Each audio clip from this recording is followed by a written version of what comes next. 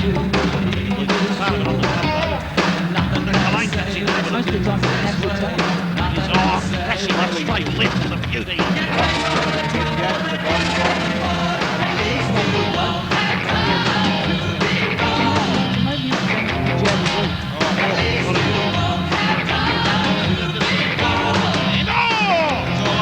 David Hughes in trouble, he's in big trouble.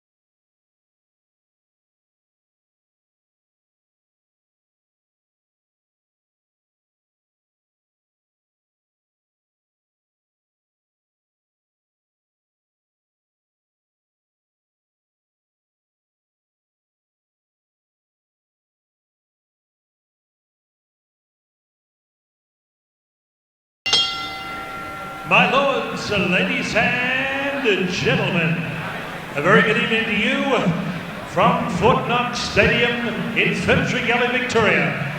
Going live on Sky Channel around Australia, around the world. Howard Lee, welcome you to Centre Ring on this historic night.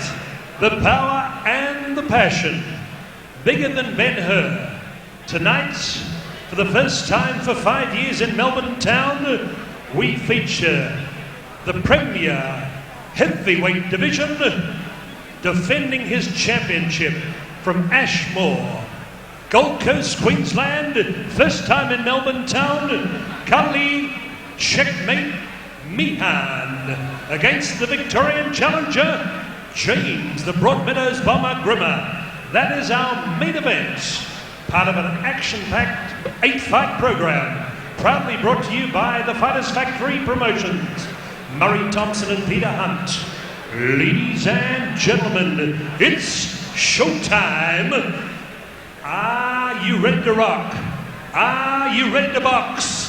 We've talked that talk, but can you walk that walk? Sheer will, sheer skill. And now it's time to face the music. You've seen the rest. Now let's get ready for the Fighters Factory best. Power to the people of Melbourne. Ladies and gentlemen, the Fighters Factory on this Ron Casey tribute night welcome you to 6 rounds of boxing, interstate light heavyweights. Ladies and gentlemen, would you welcome on my right, occupying the blue corner, wearing total black trunks, a la Iron Mike Tyson, scaling 78.20 kilograms. Ladies and gentlemen, in professional boxing, 8 bouts, 3 wins, 2 draws and 3 losses. He's a 2-time Tough Man winner, all the way from the Scorpio Lodge Gymnasium in northern Queensland, Townsville. A warm Melbourne welcome for Shane Fuzzy Hooper.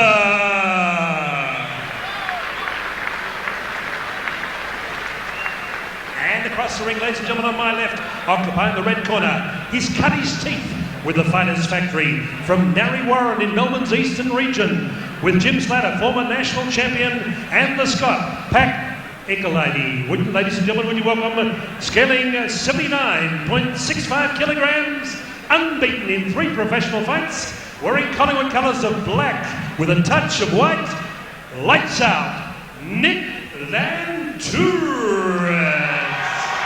Lantouris. Win the bell, Thompson, and charge the action. Chris Anderson. Judges David Wignall, James Boland, and Ms. Anika Williams. Your timekeeper, Mr. Damien Membry. 6 rounds of boxing.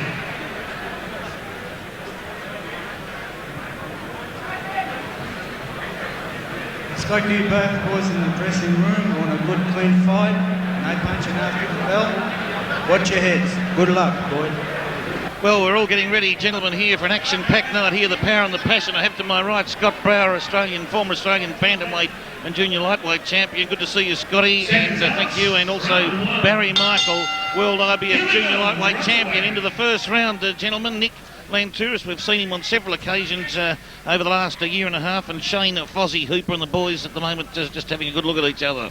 Yeah, they are. Fozzie Hooper, a southpaw, so he's leading with his right hand.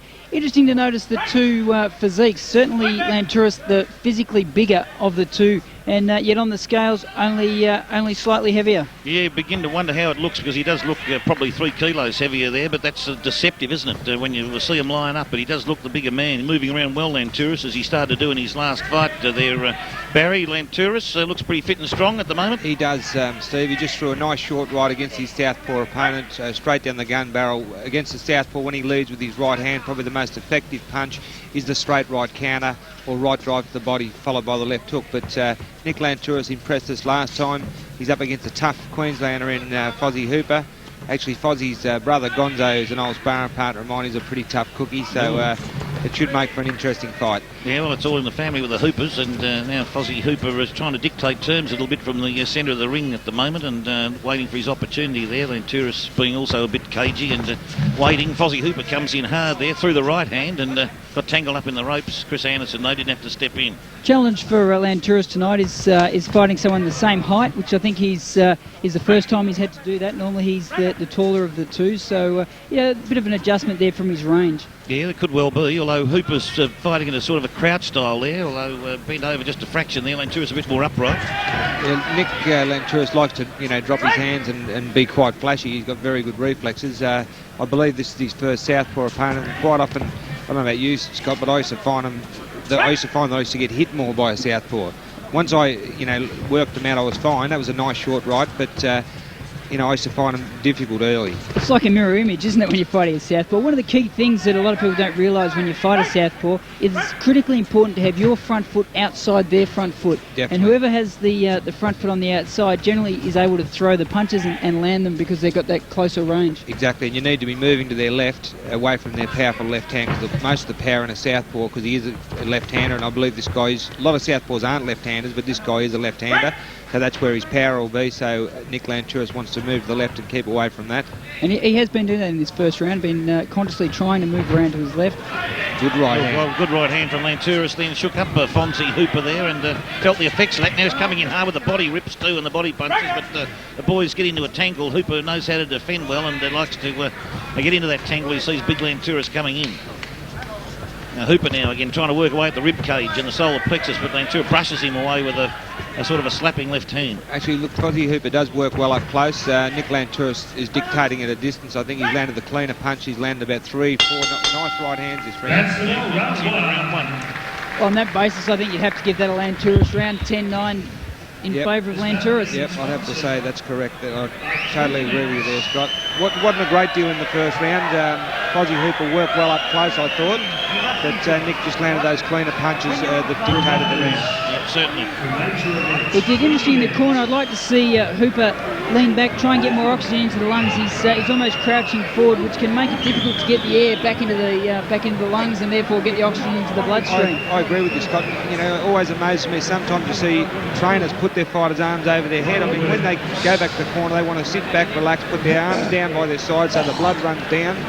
So they get the maximum circulation rather than, hold them up or whatever. Yeah. He's sitting in a much better position. He's probably a bit tense. It's probably a big occasion for him down in front of such a fantastic crowd. That's right, it'll be a big crowd for him coming down from Townsville, Queensland, I think. But he's had the 10 fights though, so he's been around and he comes in hard there, Fozzie Hooper. Lantouris pushes him into the ropes. Lantouris was quick to get out of there. Fozzie Hooper doesn't seem to have the strength to hold Lantouris on the ropes either, so pretty easy for Lantouris to bounce out and to try and get back into ring centre there to take Fozzie on in the centre there. Throws out that straight right of Lantouris, keeps him at bay. He's got a long reach. Yeah, Lantouris has got to take the lead, and that's what he's doing here. If he can keep his foot by moving out to the left and take the lead, he's actually going to make this quite an easy night. If, on the other hand, he doesn't, he'll get hit like that. That was on the break, I think. Chris Anderson had a bit of a shot at Fozzie Hooper there. He did have a word to him. He looks a bit swollen under that left eye already, Fozzie Hooper. He copped a couple of rights. Good exchange there. Mouse starting there, perhaps. And before I thought his nose was starting to swell up a little bit too, but maybe that's okay. But Lantouris now just waiting his opportunity. Also have to watch the heads. The heads are coming together when they come in close, just because Lantouris' hands are down, and because of the southpaw stance of Hooper, the heads just clash together. Yeah, it's about the 4th time it's happened in the fight. Easy to do, especially if they rush in out of each other when they get those clinches. That's when the heads can really get close together.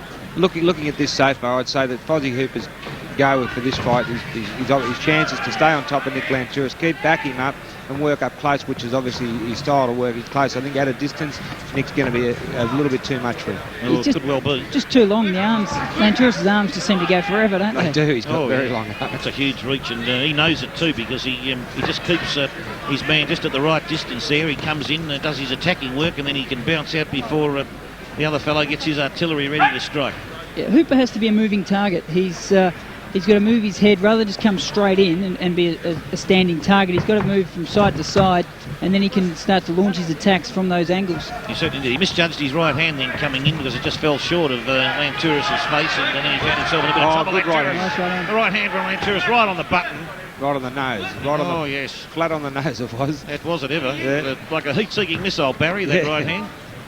and did the damage. So Hooper's got his work cut out. Lantouris starting to build up an early lead here tonight, and looking pretty good on this magnificent Fighters Factory promotion. Tried a nice left hand there, Fozzie Hooper, and Nick Lantouris evaded it well. Oh, did. Lantouris rushing in again there.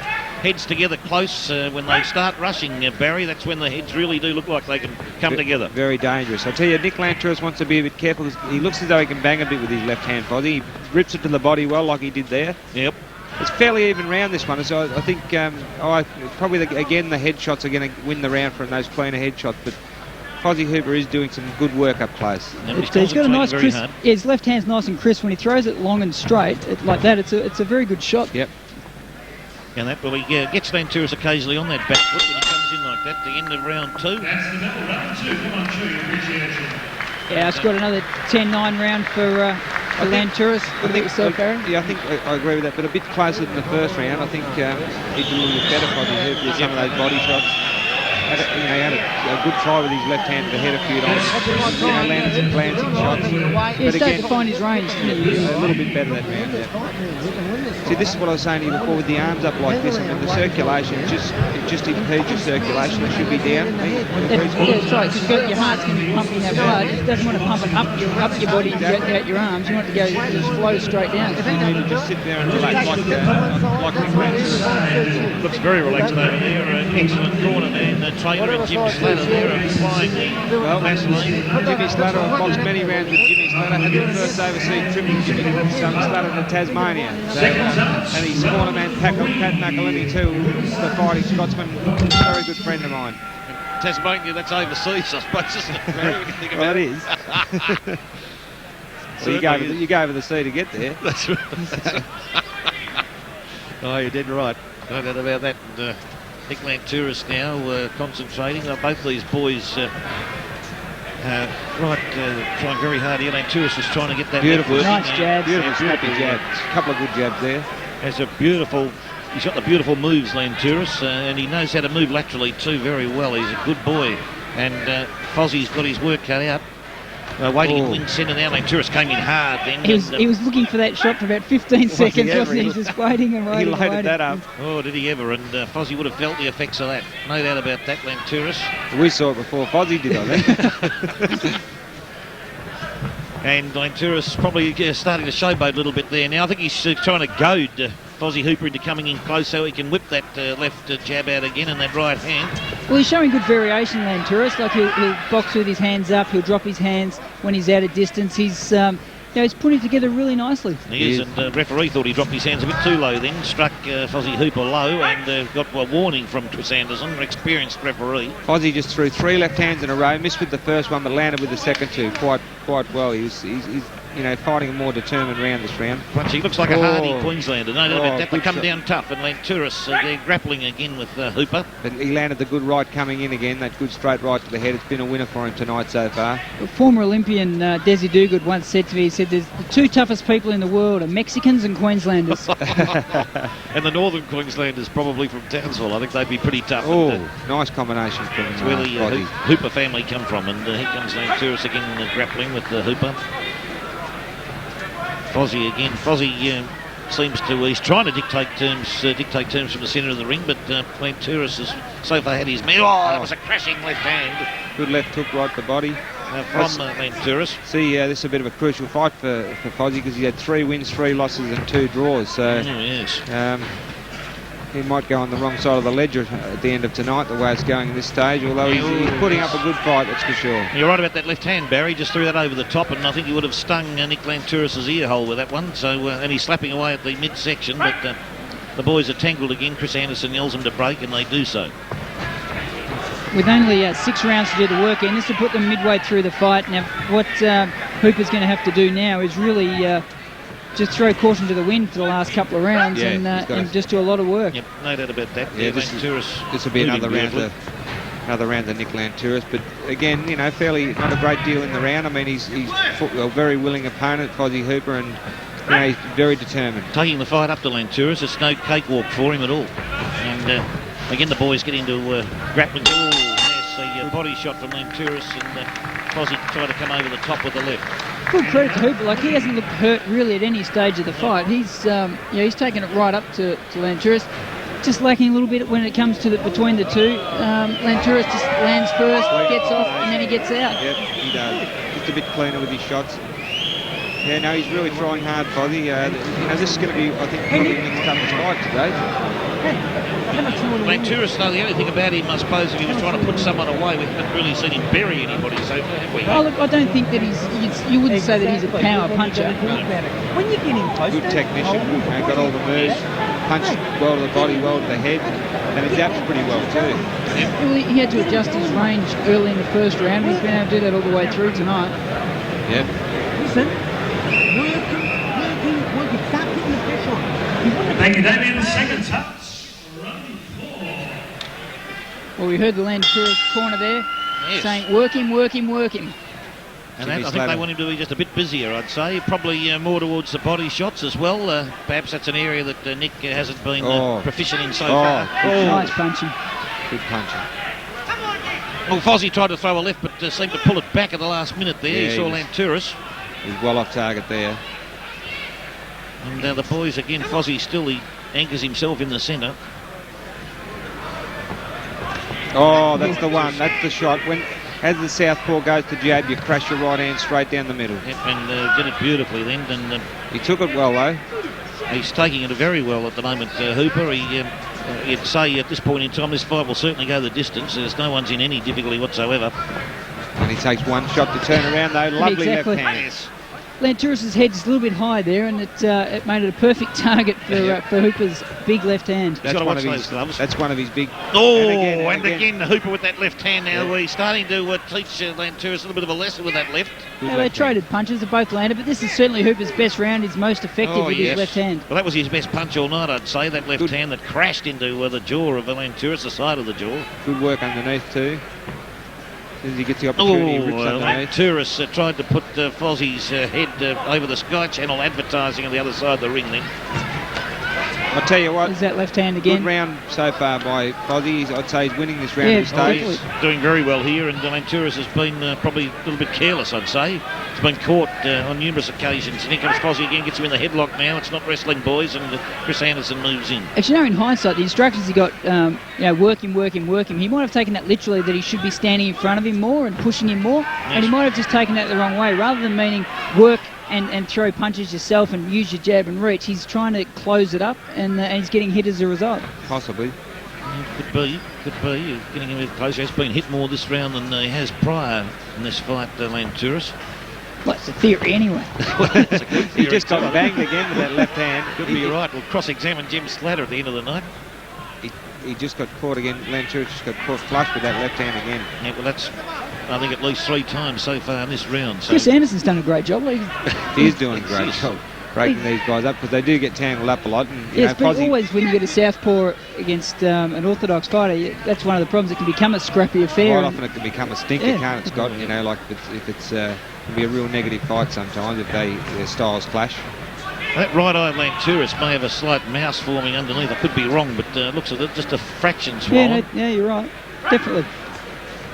And that's where that left hand's been banging in that area, so he's taken a few shots, Lantouris, especially this round. Well, Fozzie again, this time leading with that right hand, and Chris Anderson again moves in to break them up. Oh, and end of round 4, and a very good round for Hooper. Yep. Best round by far for Fozzie Hooper. Oh, I think that's Hooper's first round of the fight. Yep, yes, for sure. Did it very nicely. If he wins the next 2, we'll have it a draw. We'll have it a draw, and that would make his record 3-3-3. Yeah, exactly. It would too. Outsmoking Shane Fozzie Hooper, Queensland, blue corner, and try and get a lot more left hands on him, okay? Because they really put it out like dogs for it. Alright? The Hooper corner telling him to work that left hand, land more of those left hands on him.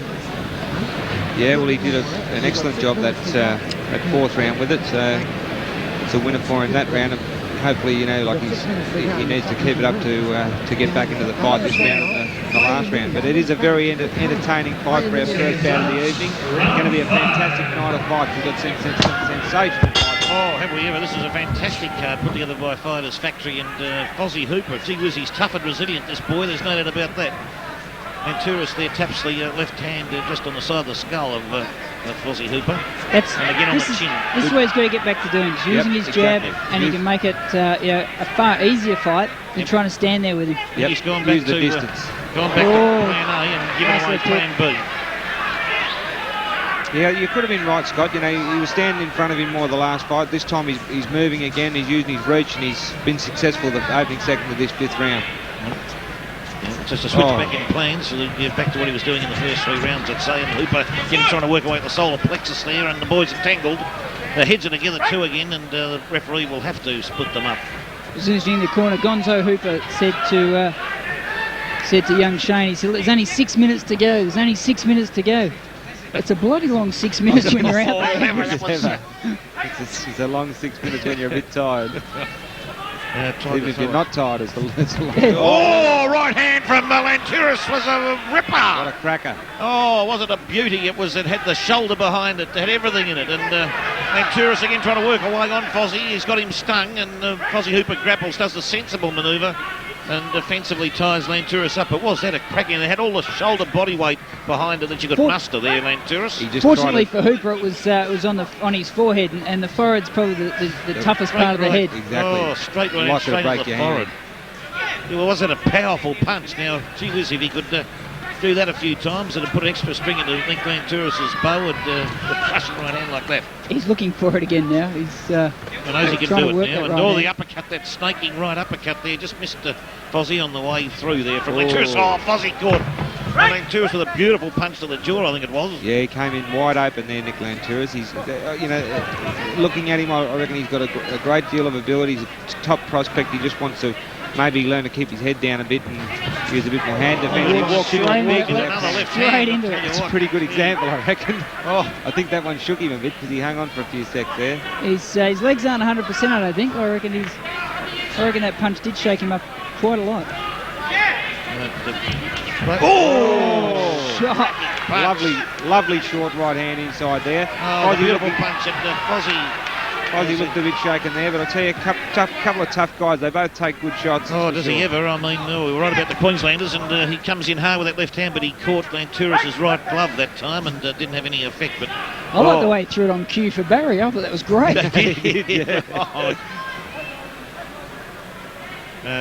Very well timed, but gee whiz, he's tough and resilient. And again, Fozzie Hooper, and good work right from hand. Gee whiz, there's not much in this round. This round's very close. I think Lantouris has probably landed more punches, and I'll give it to him on the staying with his guns.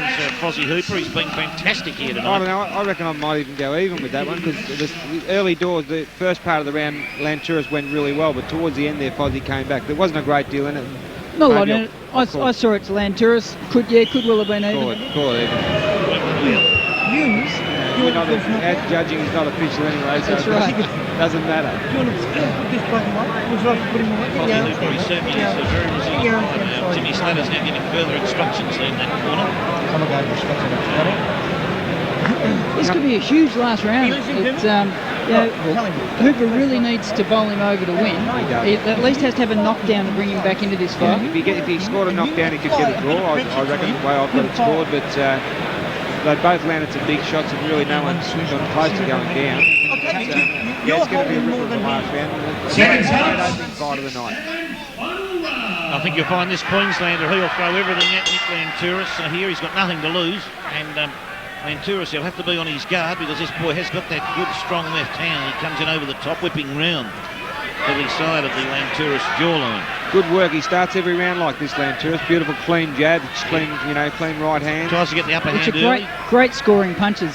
Yep, and good for the confidence too, and also to take a bit of confidence out of your opponent to start off like that, Barry. The only downside is he gets confident and his hands drop and his head pops up a little bit. Maybe it's as he starts to slow a little bit too. He gets that wind back into it. Between rounds, comes out fresh to the daisy and has got those crisp shots, and as the round progresses, gets him caught a little bit more. Yeah, well, he just got caught then too. Came back hard. hard on Hooper.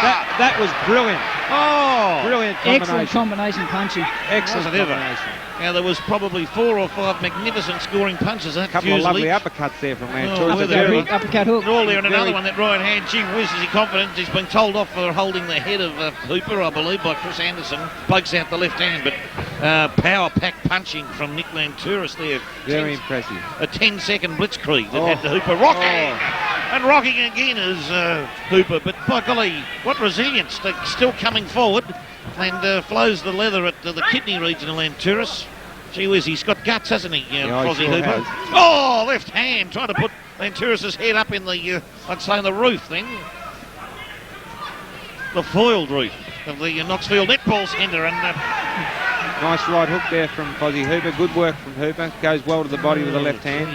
Yes, these boys are at a hard fight, and Fozzie Hooper is trying very, very hard. Lantouris bouncing around nicely. Oh, Lantouris is clear in this round. He's winning this round. He's rocked the boy. He's rocked Oh, Hooper. man. And the big right hand rocked him, I believe, and now Hooper is still there. Oh, he's showboating a little bit with Lantouris. I don't think he's really in the position. Oh, he's hurt Lantouris. Oh, a couple of big left hands from Hooper. Shook him then. He He shook did, Lantouris for definitely. sure. It was He Chris wobbled a Anderson bit. Working And look, he's overtime. grinning. Oh, what a superb finish to this bout. And the left hand again Hands coming up would be the answer here, I I reckon. think hands up and head down would be the answer. Instead of grinning Sit with your behind, hands down. sit behind that jab and Gee whiz. Look, let's see it he's out. looking tired all of a sudden, Nick Lantouris. Yes, certainly is, but more powder puff the right hand there. Caught the Hooper on the forehead, but now Lantouris getting his breath back now. Good shots by both boys. Both boys fighting hard, scrapping. Sensational opening bout. Really. Oh, Excellent. certainly it's fantastic stuff. This Queenslander, though, he's tough as nails, and Lantouris has had his work cut out here now. This will be Nick Lantouris' toughest fight by far. No I'd doubt say. about that. Look at that beautiful combination punches, though. He really can put them together, Nick I know. Lantouris. Fantastic effort, and both these fellows here working over top. Lantouris with that right hand was, I think it just glazed him, but Hooper's falling forward into Lantouris. Nick Lantouris throwing punches in bunches, coming down to the last seconds of the cracking fifth right round. hand from Lantouris at the As end of the ball fight. goes on. Oh, fantastic first fight here Great tonight at the Knoxville Netball Centre. This big power and passion promotion by Fighters Factory. Nick Lantouris looks to be all right, looks to be home here. Tell you And what a crashing finish. You nearly could have given him the last round 10-8. I thought he won it that well, but we'll call it 10-9. Call it 10-9. I had it 59-55 in favour of Lantouris. I would have had it 59-56. 59-56, 59-55 or 6, it seems to be the General consensus? General consensus is the word. And that was a phenomenal opening bout on an 8-round card. If every fight likes that tonight, well, we're going for a huge night here. We won't finish till, gee whiz, the last train would have been gone by the time we get out of here tonight, gentlemen. And no one will care because it was you get every fight like that. What a pearler. A magnificent opening bout. So we'd have to say this Queenslander is a very tough, resilient man. He'll be back. There's no doubt about that. He'll be back in Melbourne again, and because Fighters Factory Promotions will bring him back. He has enormous skill, and he's very, very tough and resilient. He's great to watch. And Melbourne people love to see a fighter like that. I was going to say, the crowd loved him. He's he's a gutsy performer with a huge heart. a lot of courage. He's resilient, tough, and what more could you say? He's got a future. No doubt about that. And Lantouris, probably his toughest fight, no doubt. Yeah, no doubt about that. That was a tough fight. He had to dig deep. He had to come back from. I certainly think he was hurt in that last round, and it didn't faze him. He continued on. That's probably one thing we haven't seen from Nick Lantouris so far. Hasn't had to dig deep, so the courage factor's there with him. He's got another string to his bow. And that bow keeps getting bigger and bigger, doesn't it? Like it's stretching. It's almost as big as Howard Lee's tie. Waiting for the judges to add up the scorecards here. Well, I wouldn't think it'd be too tough a job, I think, to add up the cards for this one. I think it'd be pretty clean cut. Yep, definitely. No, I don't think there's going to be any disputes here. Howard Lee Watkin awaiting the decision, and we're going to cross to Howard Lee Watkin to announce the decision. Ladies and gentlemen, after 6 rounds of light heavyweight boxing, we go to the scorecards, and we have unanimity. Your winner, ladies and gentlemen, extending his record to 4-4 on his birthday, the red corner, Nick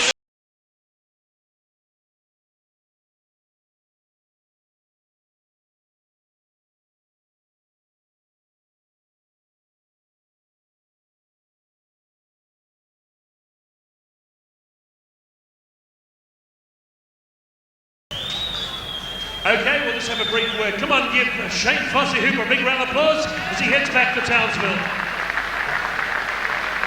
And lights out, Nick Lantouris. Okay, we congratulate.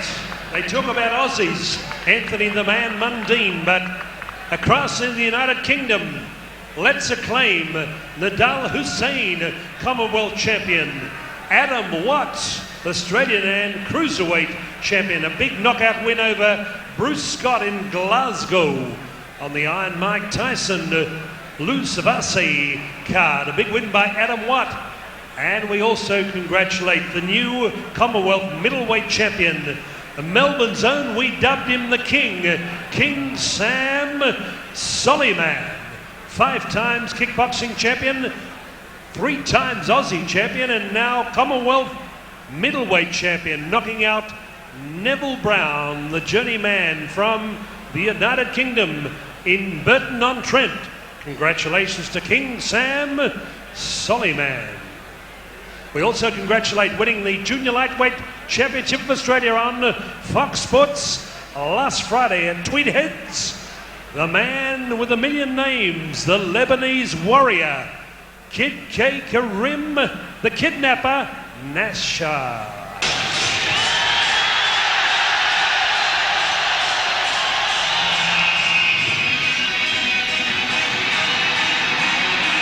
Robbie Speghan, Queensland.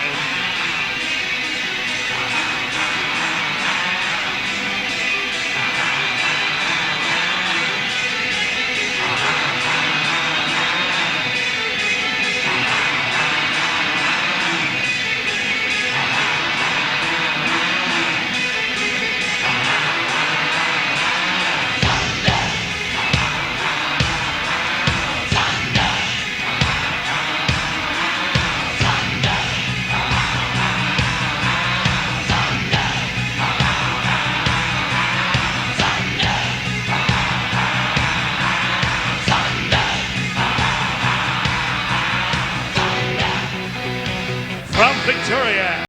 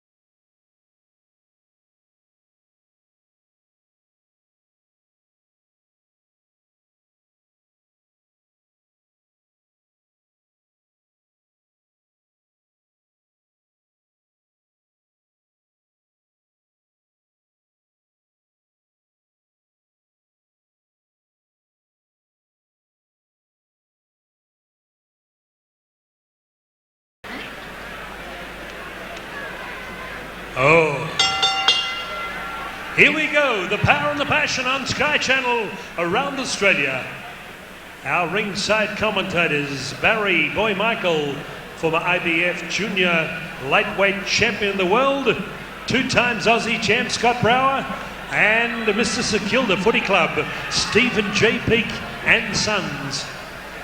Ladies and gentlemen, 4 rounds of boxing on this tribute night for Ron Casey at the Fort Knox Stadium in Fentry Gully, interstate welterweight fights.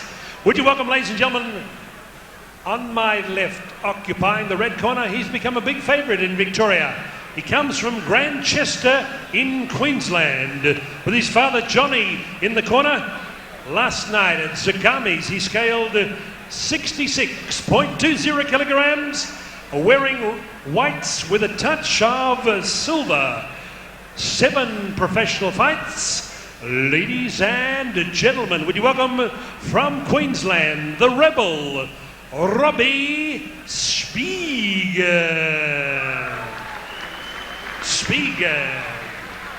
And across the ring, occupying the blue corner, part of the Fighters Factory, Blackburn, Murray Thompson, the king of promoters, Ladies and gentlemen, from Wandon in the Upper Yarra Valley, the beautiful part of Victoria, scaling 63.95 kilograms in amateur boxing, 9 bouts, 7 wins. Ladies and gentlemen, wearing mustard trunks, would you welcome the killer, Adam Killeen. Judges, David Wignall, Chris Anderson and Nika Williams. Your referee, former light heavyweight champion of Australia, TV ringside hotshot, Long John McCubbin. 4 rounds of boxing. It's all yours, John.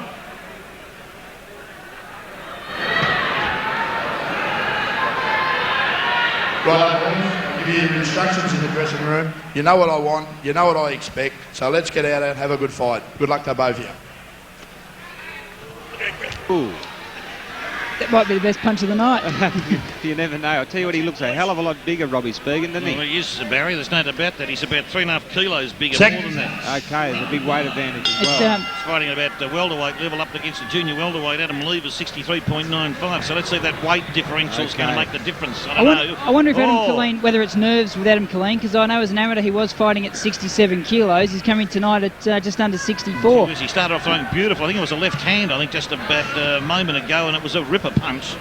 And Robbie Speghan, he's been down here a couple of times now, hasn't had much success in Victoria, but hopefully he's been in the gym and done the work, and let's see what happens here. He's certainly a bigger man than Adam Killeen, no doubt about that. Oh, good nice punch to the body from the left hand from Killeen. And Speghan tries to throw that big right hand, but just found the gloves of Killeen then. I'll tell you what, Robbie Speghan's got an unusual style. He sort of feints with his moving his head all the time and his shoulders. He's sort of feinting with his head. Go. Yeah, he's feinting with his shoulders, isn't he? Right? You think a punch is coming, and then it's just a balk. There's always something moving there, but that was a beautiful body shot there from Adam Killeen. Yes. Lovely, powerful rip. You think Adam has to come in close, doesn't he? He doesn't want to fight at distance. He'd want to be rushing him and You'd think so, forcing the fight, but he's actually doing quite a good job at distance. He's using his jab well too. Killeen seems to be the more aggressive man at the moment. He's taking the fight up to Speghan. And Robbie throws that left hand, whipping left hand around the jawline. Oh, nice back to Killeen with the left hand. Part of it on the glove though. And Killeen comes in hard with the body punches. He looks pretty good, Killeen. Well, they got high hopes for Killeen. He's a good kid. He punches well. He's nice and sharp. Good crisp puncher, yeah. Well, certainly is there. Killeen, of course, in the burgundy trunks with the yellow advertising on the pocket. So he's a light welterweight, really, Adam Killeen. Basically, yes, when you look at it. Junior welder up against really a welder. Oh, definitely a big welder too. Well, he is. The work cut out from the weight point of view, but Killeen certainly taking the fight up to Speghan. He's the one on the attack. Yep. And he's working away. He's good. He's trying to work away those body punches and that slapping left sort of roundhouse punch to the trying to reach the jawline of Speghan. Oh, Speghan swinging wildly with the left hand, missed badly. Yeah, nice movement by Killeen there, but I tell you, he's using his jab exceptionally well against a taller opponent. Certainly is. Good body punches. Good lovely hook body punches and the hooks there. Lovely left hook. The left hook looks to be his pet punch, doesn't it? Yes. Oh, body punch. That was a rip. He drops Speghan with that body punch. That rip to the solar plexus was a beauty. Adam Killeen, he's a power-packed little fellow. Yeah. A pocket dynamo. A pocket battleship, perhaps. You'd like to see him keep the pressure on. I think that he could certainly do some damage to Speghan if he could keep that pressure going. Yeah. I reckon that body punch has really found Speghan out there. I think he's feigning pain at the moment. Oh, nearly snapped him in half, I think. Never.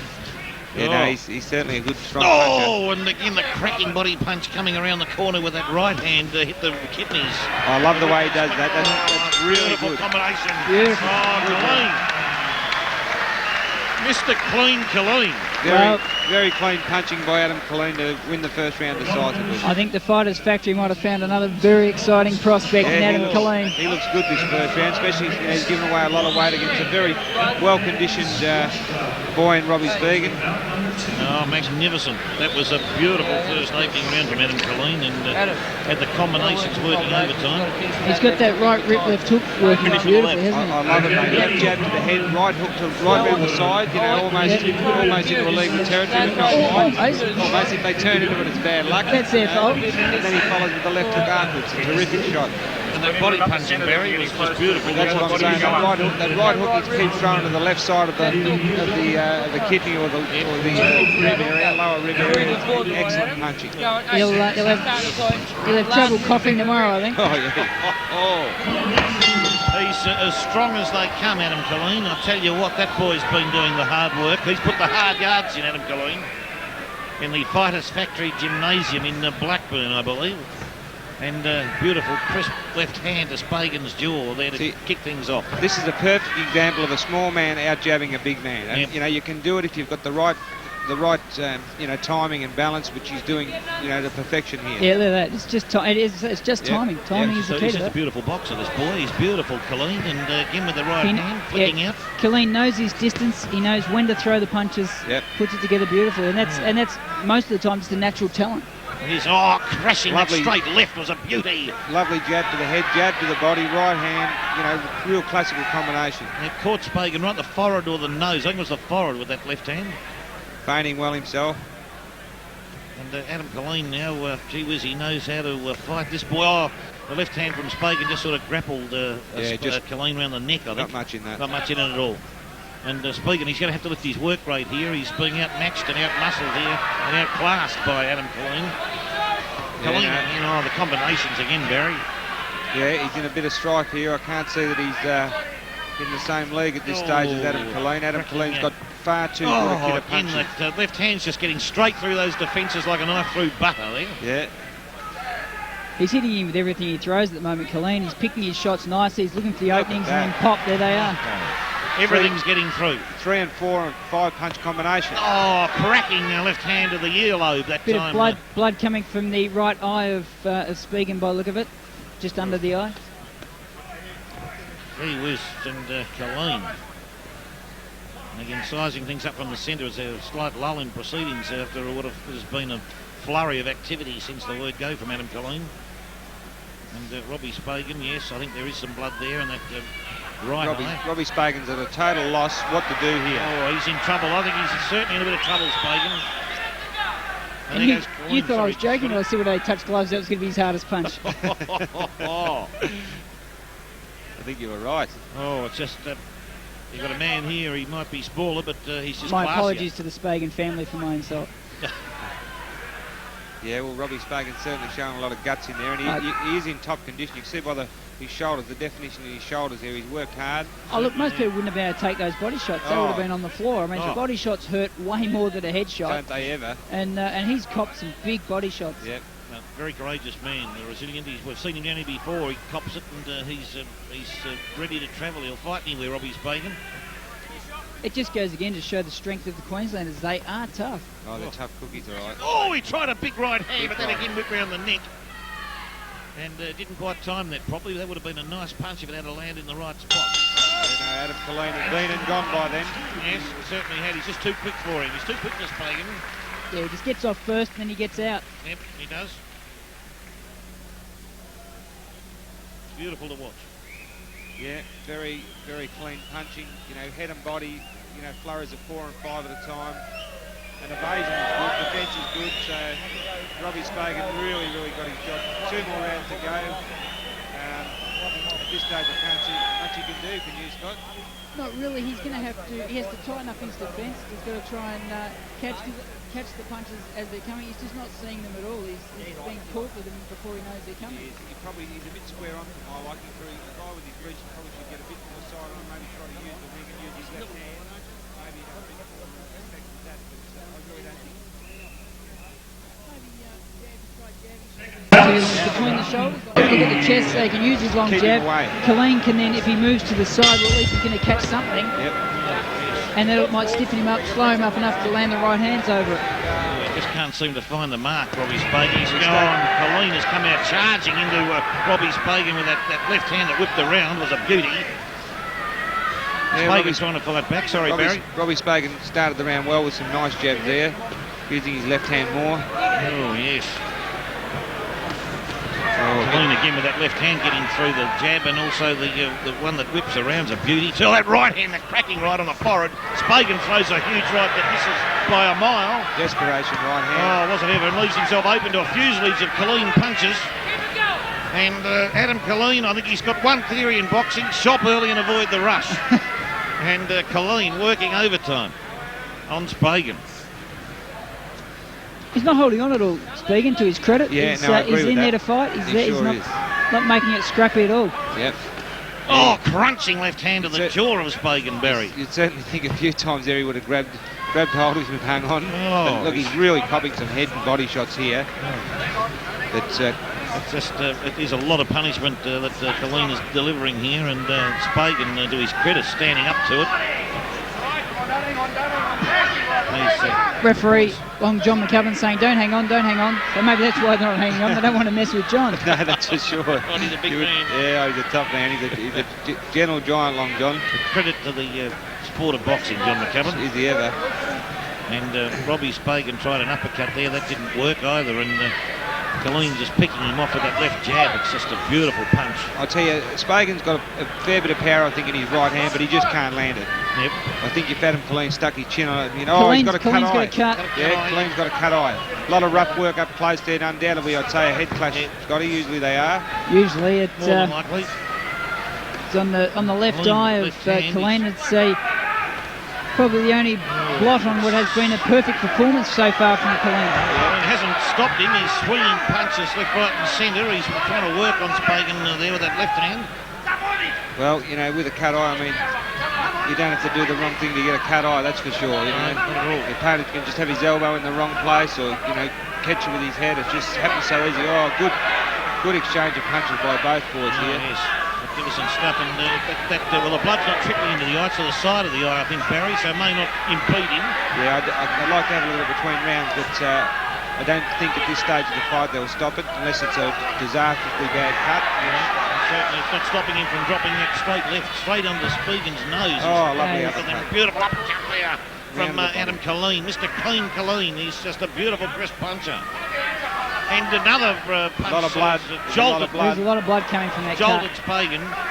Speghan is copping relentless punishment here from Adam Killeen. Now, let's see what they do here in the corner, in the Killeen corner. There is the blood is not gushing out, but certainly it's a profuse cut. Yeah, there's a fair bit of blood. They're instantly putting pressure on the cut and now coming in with the adrenaline. Adrenaline will come in there with the Vaseline. And as does the doctor. The doctor's in there having a look now. There. Jury, the doctor, right there. Well, you can't see the top of his eyeball, so it probably looks okay, Scott. They'll let it go on. No worries. When they heal up. Yeah, that's right. Harry Thompson there applying the adrenaline with the Vaseline, and Killeen nodding there in a positive fashion that he's all right. And he just confirmed that this is the last round coming up. Fight. The referee would think the doctor would probably be more likely to stop it for this fight than the main event, of course. Now to happen in maybe the first or second round. But he's going out for the fourth round, well in front on points. Adam Killeen here with a flawless performance, despite the cut eye. No doubt about that. And he's going to start business. He's going to start business straight away here, Killeen. Speghan ricocheted there from a slight push. As Killeen comes in hard, he's got that straight leg. Oh, the forearm sort of stuck out there, the right hand. Killeen's trying to fight back, but Killeen hanging onto the head there for a minute. I'll tell you, Robbie Speghan, I think beautiful combination. Nice I think Adam combination Killeen's left and right. starting to tire a bit. Maybe the weight's telling a little bit because there's 3.5 kilos. Yeah, he's pushing against Speghan the whole time. A lot of big ball to move around. Punches, and by golly, has Speghan taken some punishment though in this fight? Hasn't he ever? Hasn't. The legs have never buckled once on Speghan. And again, the left hand is punched him on the How dangerous is Killeen going to be for the light welterweights? Oh, for sure. It's going to be a real good light welterweight. And Speghan over the top with the right hand. It doesn't do any damage. Referee splits them up. And I think that Speghan shot the overhand right, but against a smaller opponent, very hard to land. There he just thrown the big overhand right. Slips. Disastrously off balance, and I think he actually tripped over Adam Killeen's legs almost. Did he? If not himself, but that was a... Walked into a left hand like a lamppost. And again... and he's drilling them now, Killeen. Is he crisp and clean? The eyes opened up again on Killeen, but it won't matter now. No, it won't matter. I think it's a pretty nasty cut. Unfortunately, it's around the top of the eye, but I think it's a fairly large cut. Probably, as you said, from a head clash, I think, Barry. No doubt about that, but that blood's pouring out now. No doubt about that. And Speghan's still hanging on grimly to Adam Killeen. The fight will go the distance. Tell you what, it's a bummer to get a cut like that when Yeah, you put in especially such a in your beautiful performance, you know. Especially in your first fight. Yep. But won't affect the, I doubt very much the judges on the scorecard. Will be pretty one-sided, I'd say. Very one-sided. And Adam Killeen, that was a sloppy, lazy punch, but you can understand he would be getting tired. The weight differential would have to be starting to tell. Boxed very, very well he had. Yeah, he's done a great job. Great job. The 3.5 kilogram difference, which is about half a stone in the old scale. Yeah, at least. And Speghan again, the head keeps jolting back with that crisp left hand. He's always on the button. Top 3 coming in 4. Oh, boy. Was he, but he keeps answering back. He keeps throwing punches. Yeah. Getting hit 5 and 6 to 1, though. As the proverbial heat-seeking missile, that left hand of Killeen's, it's a beauty. Robbie Speghan's father calling out to him to come on. It's a little too late, I'm afraid. Yes.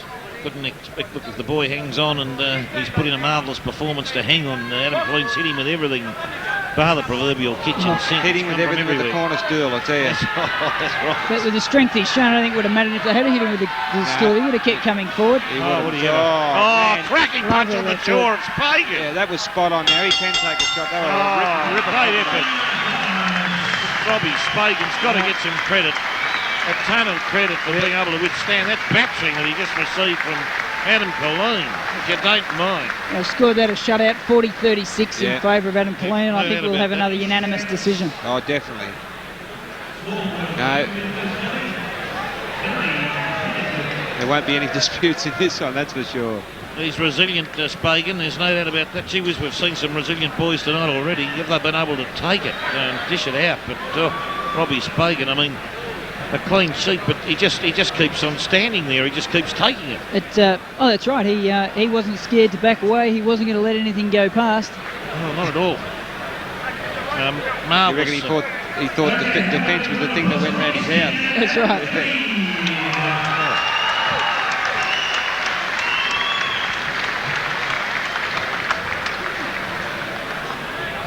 On behalf of Long Term Fitness, Billy will present the goodies. Billy the Kid.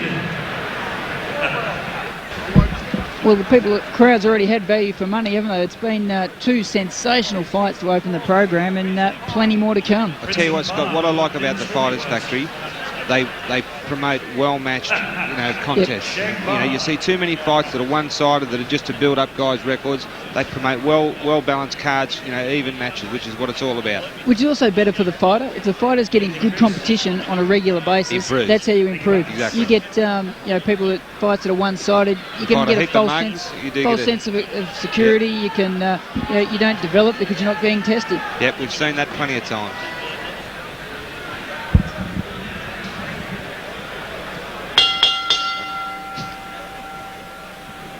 Okay, we cross to centre ring to Howard Lee Watkin for our decision.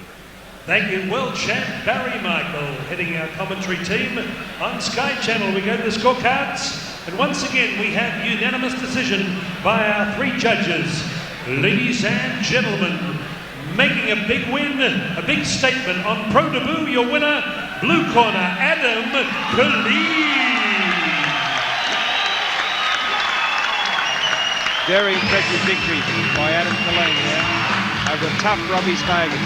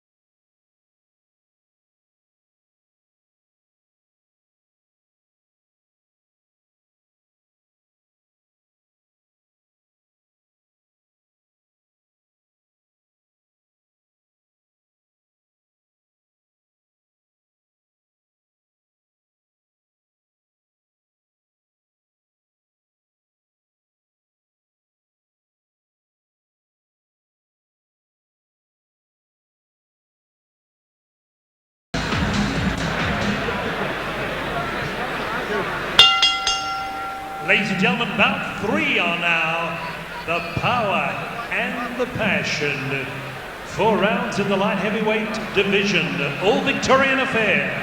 Would you welcome on my right, occupying the blue corner from Kilsyth, with Billy Gaither in the corner, as we remember the magnificent contribution to boxing of the late Michael McCanavan, who almost 12 months ago to the day passed away. And we paid tribute here in Centering 12 months ago.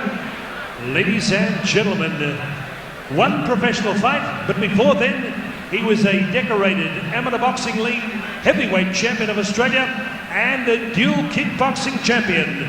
Last night he scaled 77.75 kilograms, wearing black trunks with mauve purple. Would you welcome the blonde bomber, Stuart Moller. And across the ring, with Mick Murray from Mick Murray's Gymnasium in Geelong, with former national champ Adrian Bellin in the corner. Ladies and gentlemen, amateur boxing, 2 times Aussie champ, 55 amateur fights, 41 wins, 1 professional contest. Ladies and gentlemen, scaling 78.25 kilograms, wearing blue trunks with white, almost Geelong colours, from Geelong, Kevin Brownlow Murray. Judges David Wignall, John McCubbin, Anita Williams, your referee, WBC accredited referee, looking a little worried. Okay, we're waiting on our ringside position.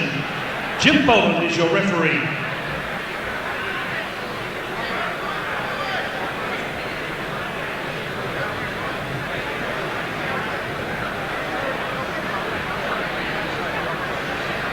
Your instructions from referee Jim Boland, 4 rounds of boxing.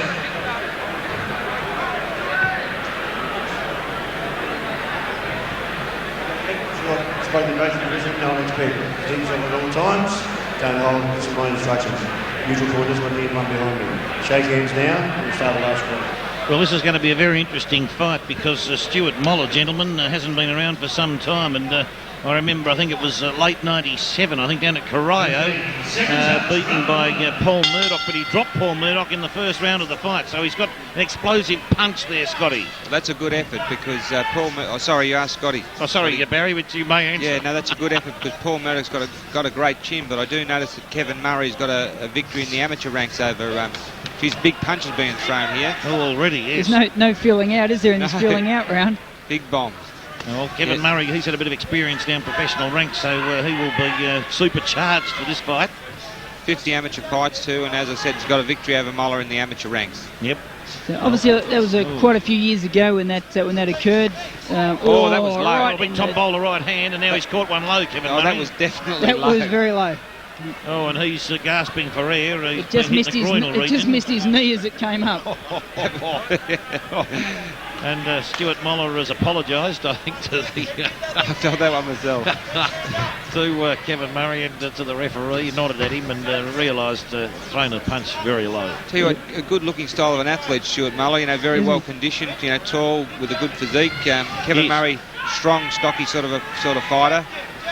No doubt. Murray's style Moller loves to work to the body, and he's doing it very, very well. He throws some nice grip to the body. Kevin Murray just caught a nice right hand there, caught Moller on the earlobe there, but bending down. Moller's about half a kilo less than Kevin Murray. Tell you what, Moller does some good stuff. Lovely right drive to the body, got nice left grips. Murray's got power. Very composed, Moller. Like he looks, he's got his eye on it. He can be backing off and seem to be going quite quickly backwards, but he's got his eye on Murray, knows where everything's at. And then comes flashing back with a couple of big ones.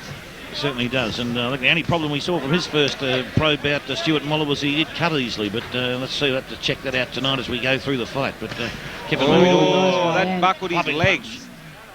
That was a lovely right hand from Stuart Moller to Kevin Murray's head. Buckled his knees. Clubbing type punch, and to have a big man like that buckle, it's a bit of power behind it. He looks super strong, Stuart Moller. Oh, the left hand of Murray's caught the Moller in the jaw, and Murray bounces back on the ropes there. Moller's getting ready again there, ring centre. I tell you, both boys well schooled. Very well schooled there, beautifully schooled, and Murray there, the left hand to land on the neck of Moller, and I think you've got Kevin Murray being tutored there in the corner, Scotty and Barry, by none other than Adrian Bellin, now former cruiserweight champion. Moller's got a great kit of punches. I was going to say, at this stage of the first round, I'm really impressed with him. I've never seen him fight before, but showing power in both hands, making punches miss pretty well, and putting in some real good shots. But hey, Kevin Murray's got a good kit of punches as well. Certainly has. Oh, cracking punches. Yes, the solar plexus by Kevin Murray, Barry. Lovely hook for the body. Yeah, Murray's very compact. He doesn't waste a lot of punches. He's nice and tight. His defence is pretty tight. He just landed a beautiful right-hand left hook. And there it is again. It's a ripper. And here comes Stuart Moller fighting back, but Berlin's calling at Murray, screaming at him to work harder. And good opening first round from both boys, very even, gentlemen. I think I'd give that round to Stuart Moller. I gave it to Moller, but very, very close round. Good round. Great to see Murray coming back at the end. Brilliant combinations to head and body. Beautiful combination of head and body. Trying to out-punch him. Big jab coming. Hey, you could have thrown 6 times more punches. 6 times more punches. Did you knock him over with any of those bombs? Did you look like knocking him over with any of those bombs? Well, let's get out there and work. Don't get in. Keep him off balance. Bang, bang, bang, bang, bang. Instead of throwing one punch, 3, 4, 5 punches in a row. Keep him going. Sydney Express. Now you're fighting this fight. Keep up your shoes.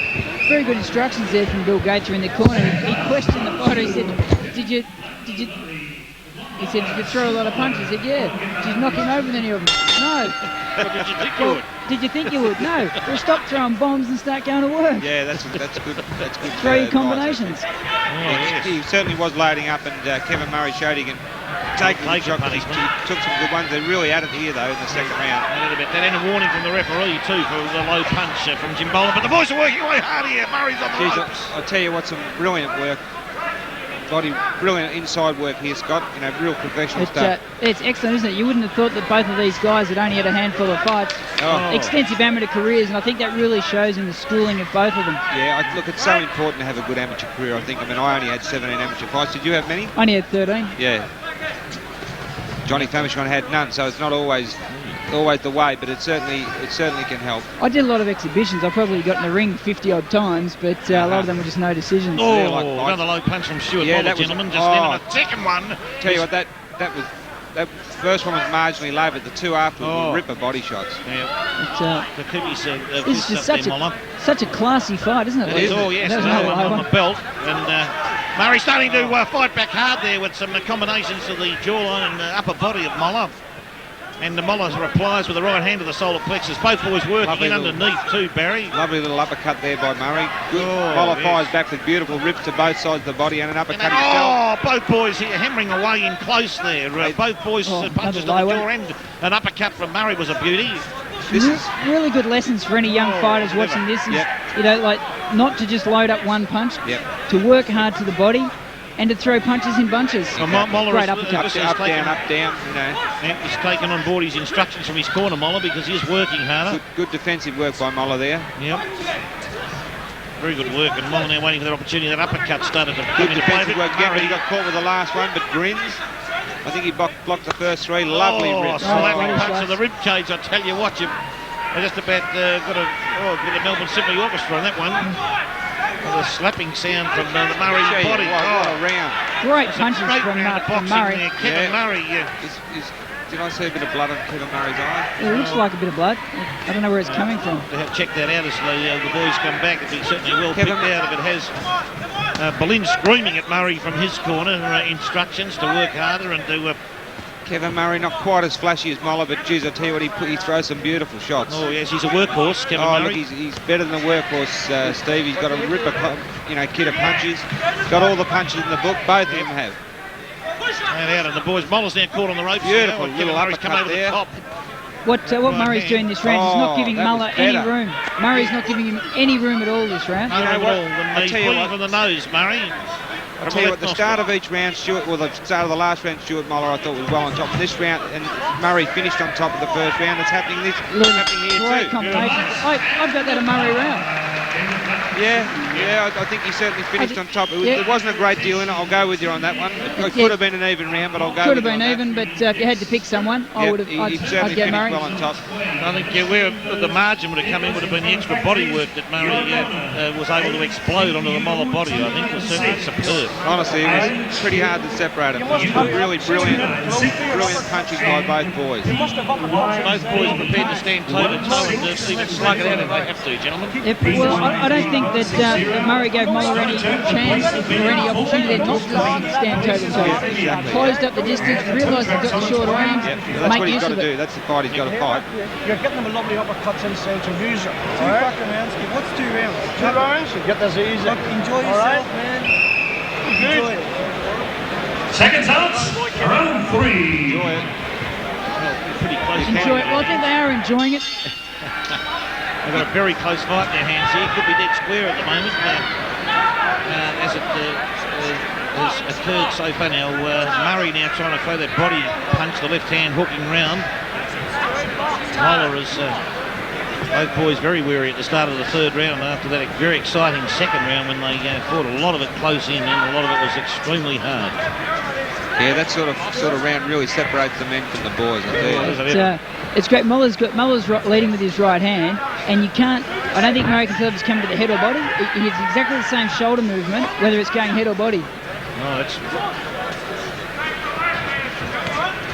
excellent stuff. Kevin Murray there coming around the top with the right hand there has just grazed to Moller. And Moller now with the left hand there flips a punch around. The boys, the pace has just dropped a fraction in this third round after that torrid second round. Reason being because Moller's got the distance now. Moller's got that distance on him, and that's why it's become a slower fight because Moller's starting to control it and doing it at range. And doing it well from that point of view. We're showing some tactics there from his corner. Yep, where Murray has to land his punch or make Moller miss and then close it up like this. Yeah, he's got to stay there now and push him back. But I tell you, Moller's equal to the task up there. There's nothing between them in close. No, not at all. There's nothing between them in close, but at distance, Moller's just too long. Flashier, and cleaner puncher. But marginally, I mean, it's really good stuff. Let's see what Kevin Murray can do to probably overcome this change in tactics here because he can't throw as much leather. He's not in close. Yeah, no, he's moving a lot more this round, Moller. Yep. Making it a bit harder for Kevin. Yeah, his defence is better too. He's making him miss more, which every time you miss, it takes it twice as much out of you than if you land. It does, doesn't it? It does it ever. No doubt about that. You'd start to get a bit frustrated with that too. Kevin Murray, big left hand. Tried to crunch Moller he's on the blocking glove. really well at the moment. Yeah, Got caught with the uppercut. And they did a good job blocking the other punch with the glove there. And Murray now swinging leather. Oh, how about that one? Tried to tee off that time, Barry, I'd say. Kevin Murray. Got that one from the bleachers. Oh, did he ever? Good right drive to the body from Moller. Those punches, right drives to the body, they don't look much, but geez, they take it out of you. Take the wind, don't they? Oh, do they ever? Straight over the sails. And the Murray now, he powered up, he power packed that right hand. Missed with both shots, Turned souththor for a second there, Stewie Moller. Yep. He's doing it beautifully here, Stuart Moller. He's making Murray miss. And they're keeping him at the bay with slapping the pushing the spot with nothing really forearm from Kevin Murray. The right forearm there raised itself and just sort of clipped Moller on the way through, I believe. And Murray's bleeding again. Nice right hand inside. Oh, the forearm again from Kevin Murray there. You have to be careful with that, He did Barry. that well. He did that well. It's a round of Stewie Moller. Moller round. Yeah, it's a Moller round for sure. The cleaner punches stayed at distance more, Scotty. That was beautiful boxing from Moller that round. He used his length, he used the ring, and he made Murray chase him the whole time. Made him miss a lot. You're not going to win it by slugging with him. You're going to get up on your toes. You just got to be, The old story: make him miss, make him pay. Exactly. When you make your miss, just stand and look at it. Make your miss and come back with something. Okay? All the things we've spoken about in the gym. Get your mind in the gear. What are that? Win this one, get out there and start throwing combinations. Don't load up. Just load up. That's why you're getting tired. Very fit too, Moller. He's not breathing hard at all in the corner. As I said, I mean, he looks in superb condition. Kevin Murray does appear to carry a little bit about the midriff, but that might be just his physical makeup. But he has taken those body shots very well. Stuart Moller received the instructions there from the corner there, not to try and get him close, slug it out with him, to keep moving around and keep working hard. The fourth and final round. Well, it looks like for some reason I thought it was a 6, but it certainly could have easily been a 6 or even an 8. Yes, no doubt about that with these boys. Yeah. But at this stage, I'd say Stuart Moller, you know, if he keeps on the way he did the last round, and the first round in particular, he'll get the decision, but and reverse the amateur loss that Kevin Murray's. Ooh, big crunching right hand from Stuart Moller, hit Murray twice, and they were beautiful punches. This is one of those fights that's almost disappointing to see it in, isn't it? Oh, it is. I'd like to see a couple more rounds. It's so well matched. Yep, it's brilliant. These boys are really starting to rev up, and Moller, beautiful tactics there. He's listening to his corner. He's staying away from Murray as much as he can. Well, they were the instructions to get up on your toes, use the ring, and throw more punches. Yep, no doubt about that, because, the coach said you won't win it slugging it out with him. You've got to get your toes and move around. That's what he's trying to do. Kevin Murray trying to cut him off and play that heavy artillery into the body. Tell you what, Kevin Murray's stronger than Knox, isn't he? You know, he is. Yeah, very strong boy. You know, I love a body puncher because I was a body puncher myself, and short and nuggety, the same as Kevin. I really appreciate the way he's fighting this fight against a very tough opponent, Stuart Moller. He concentrates very hard to try and land those body punches. He's chopping type Bit punch of a rabbit to the neck. punch. Strong legs, Kevin Murray, hasn't he? He's well anchored to the ground. Built like a big shoulder shed. Yes, is he ever buried. And Kevin Murray there. Moller just got out of the way of that right hand, and a big right hand. You can see it coming. Yeah, no, good defence by Moller. Yes, lovely right drive to the body, lovely left grip. That's really good work. Really good You punching. telegraphed that one, Kevin. Good comeback flurry from Kevin Murray. Oh, certainly a magnificent flurry. But what a beautiful job that Moller is doing, staying away from some of that heavy artillery. But on that occasion, Murray did get in. The most of it was blocked. Oh, left hand came in underneath from Murray. And a nice little tap on the back of the head. Let him know he's there. Cut eye. Yeah. Cut eye to Kevin Murray now. He's bleeding from the nose and the eye, I believe. I tell you what, it's not going to bother him a lot, though. I can tell that. No. He's like a raging bull here at the moment, Kevin Murray. He's focused, well focused. Good jab from Murray. Stuart Moller staying away from Stuart Moller, just that, you know, with his fighting a very smart fight. Murray's unfortunately just following him a bit now rather than cutting him off. Cutting him off, He missed with the big right hand, but caught with one through the left hook back. Oh, a swinging right hand from Murray missed and just caught on the glove. And the punch under the uppercut slightly got through, but no damage done. And Moller comes in with a body punch. Honestly, this could be a main event, this fight. Oh, could be. No doubt about that, Barry. And these boys are playing a fantastic effort here. The boys are in good close. defensive work there. Wouldn't you love to see this over 10 rounds? See we could have seesaw all the way through. And Kevin Murray just shoving Moller away with a forearm again. Comes in slugging hard, Kevin Murray. Good finish by Kevin Murray, but I think too much early. Stewie Moller just got over the line there, I think, with I think he did about 2.5 enough minutes of good work. Again, a good finish by Kevin Murray. Kevin Murray, to me, looks like one of those sort of fighters. The longer a fight goes, the better he's going to get. He's got a strong, aggressive fighter. You know, he certainly is, and I think that especially those tall, rangy guys, he needs time for them to slow down and come down to his distance. Exactly. That was a gutsy performance by both those boys. They show a lot of ability there. Two different types of fighters at that weight level.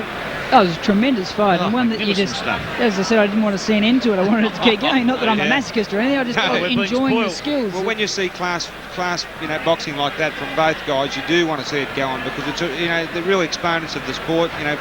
Both got full kits of punches. Both all good defensive work, power, everything you can show a young fella. Really, we're being spoiled.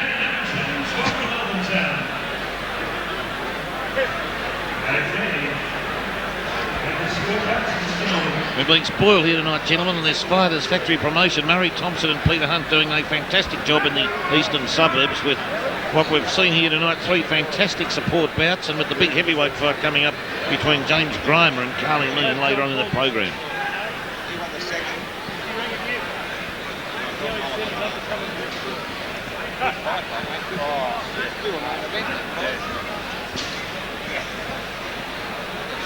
I want to drink.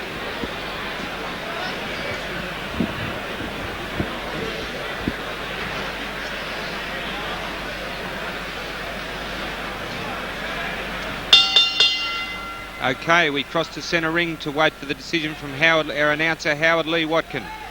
Thank you very much, Michael. We go to the scorecards. And we have once again a unanimous points winner. Ladies and gentlemen, he comes from the red corner, Kevin Brownlow Murray.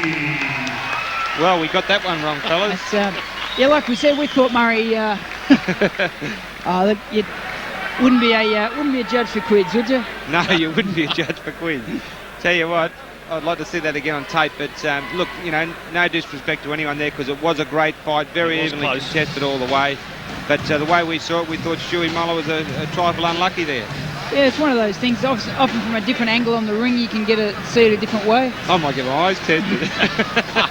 Well, that last round could have been either even or I had it going to Moller. Well, I reckon Stewie Moller had it for 2 minutes and maybe lost, you know, the last minute. Not even the last minute, the last 45 seconds, I reckon. But you know, shouldn't have cost him the round. I wouldn't have thought.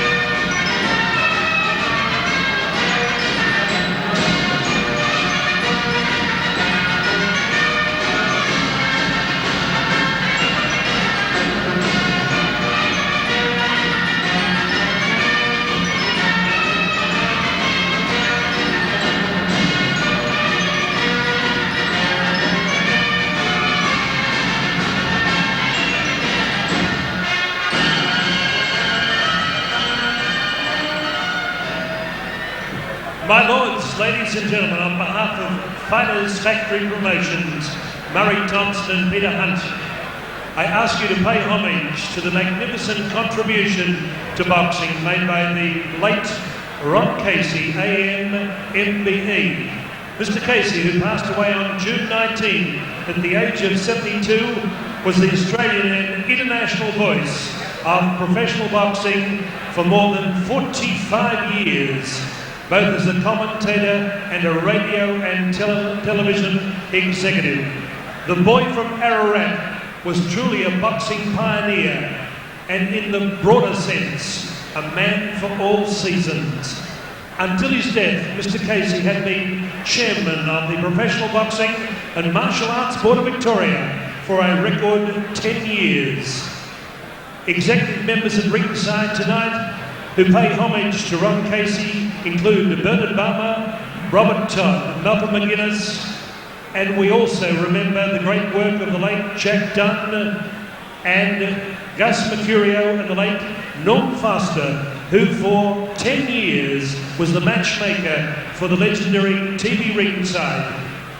Representing Minister Justin Madden is the Combat Sports Executive, Mr. Bart McCarthy, who worked very closely with Ron Casey. Not only did Ron Casey become chairman and the voice of boxing, he treasured two world champions, particularly from Melbourne, Lionel Rose and John Famechon. He was at ringside in Tokyo when Lionel Rose beat Masahiko fighting Arada to win the Bantamweight Championship of the World in 1968. He was at ringside London's Royal Albert Hall in January 1969 when John Famechon beat the Cuban-based Spanish fighter Jose Legra over 15 rounds. Ladies and gentlemen, TV ringside, 10 years, 319 programs, 2,870 fights. Ladies and gentlemen, Ron Casey rubbed shoulders with the world's greats, George Foreman, Tony Mundine, Smokin' Joe Frazier, Muhammad Ali, and the great TV ringside fighters, John McCubbin, Kahum Mahanga, Bobby Murdoch, Ben Brinsley Jr., Steve Axel, Leo Young Sr., Barry Michael, Bobby Murdoch, Paul Ferrari. Ladies and gentlemen, we'd ask you to bow your heads just for a moment. The man for all seasons, the king of boxing, commentary, Olympic style, Commonwealth Games style, the late Ron Casey. May God rest his soul. I'd ask baby memory to toll the bell 10 times in memory of Ronald Patrick Casey.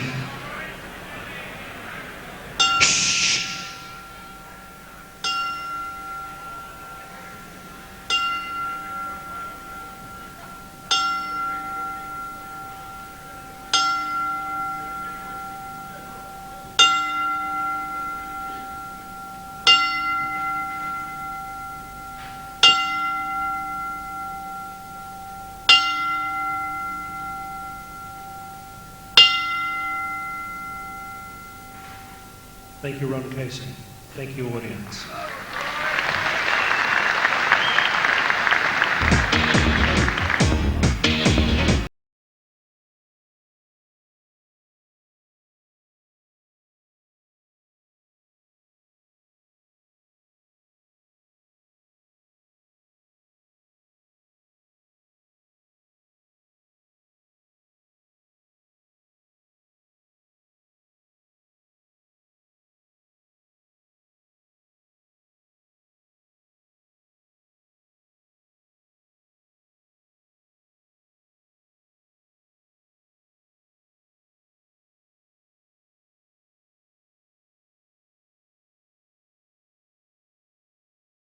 Lucky prize, Lionel Rosa, Brian Membry, work of art. Happy birthday to you, Brian.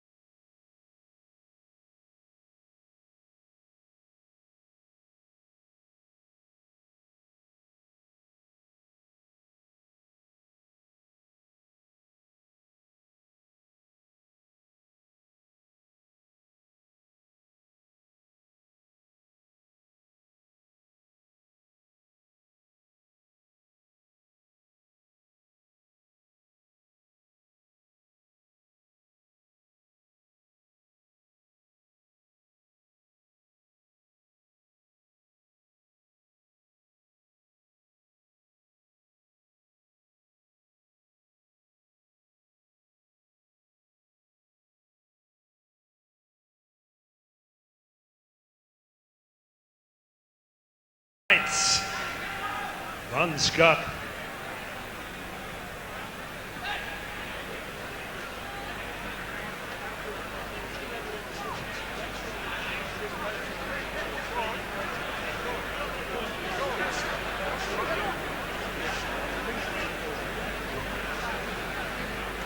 Ladies and gentlemen, we come now to bout number 4.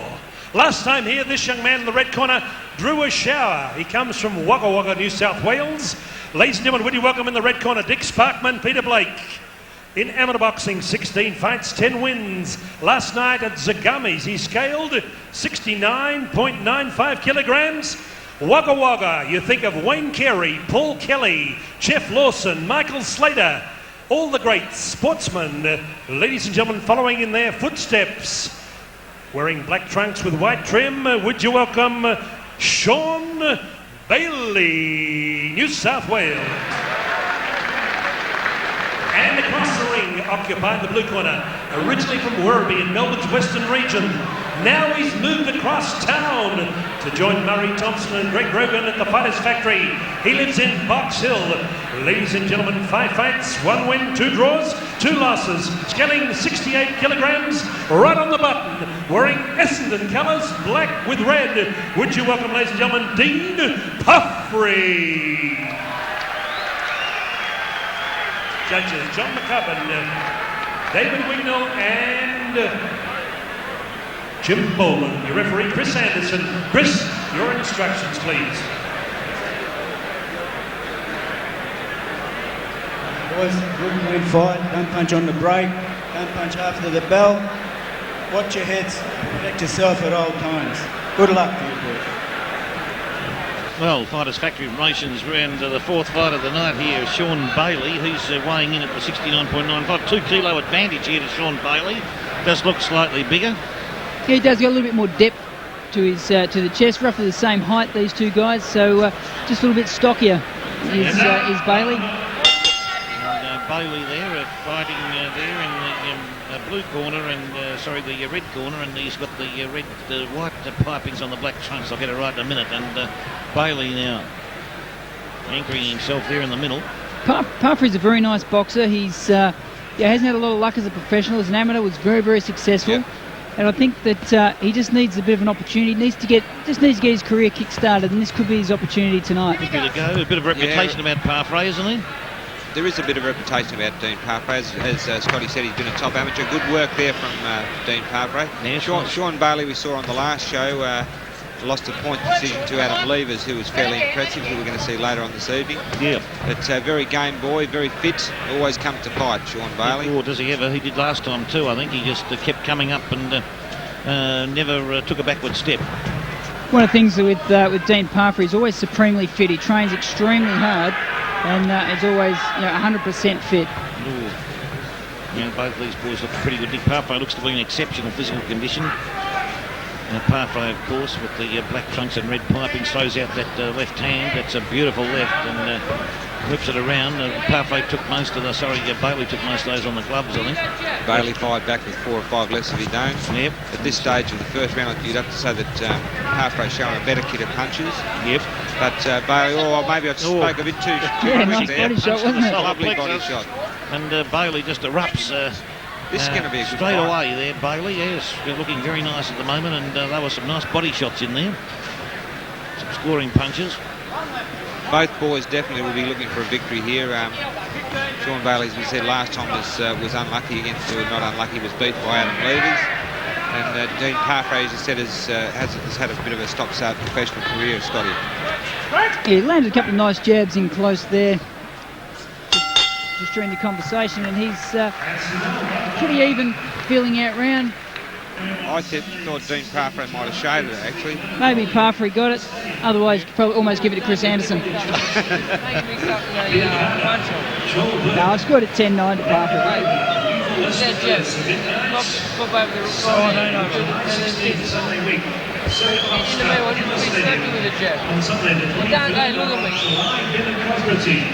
You don't have to punch on. Don't do your work and nick off. Make him look silly. You don't need punch. Where's the jab every now and again? Try and turn the jab into a little hook there. Give that jab. Double it up. Hey, that jab. Brilliant. Looking good when you do it. Oh, nice. Well, we let you know the last 30. Dean, come on. Do your work, nick off, and make him look silly. That's the summary of what Murray Thompson produced to Dean Parfrey in the corner. So I wonder if that will... well, what he's saying is hit and not be hit. That's sums up in... Make him miss and make him pay, as Scotty said before. That's exactly what the object of the game is. Yep, certainly is. See if Parfrey can fulfil those instructions from his corner. Murray Thompson there, part of the... It's really just a violent game of chess, isn't it? It is. Boxing, it's move, counter move, counter move. And you get two guys like this who are both boxers. It's really a tactician's match. Sure is. People don't realise that a lot of the time, Scott. The mental side of the game. The science that goes into it, boys. Yes. It's been proven by tests that top line professional fighters, they do get to the top level, have much better EEG patterns and brain patterns than fighters that don't sort of make it. So it is a game of skill. As much as well as physical strength. Mental and the physical. Determination, will, physical strength, and the mental and psychological part of it. They all sort of equally account for the big picture. Yeah, to build the package. Yep, exactly. Combination of the finest attributes in sport, gentlemen. For sure. And Parfrey now trying to work it close. Big slapping left hand to the ribcage of Bailey was a very nice punch. Yeah, I think Bailey's been working nicely this round, though. He has, no doubt. Yeah. And the right hand there. Oh, Parfrey came back hard. Bailey's trying to stick him on the ropes there. That uppercut trying to get it working over time. But Parfrey hanging on and then the headlock. And Chris Anderson had to work cut out tonight already. He'll be tied boy by the end of the night himself, the referee, but he pulled him apart. Oh, flicking it out, Parfrey, no damage done, and Bailey chasing him in. Oh, Parfrey right hand, Moller.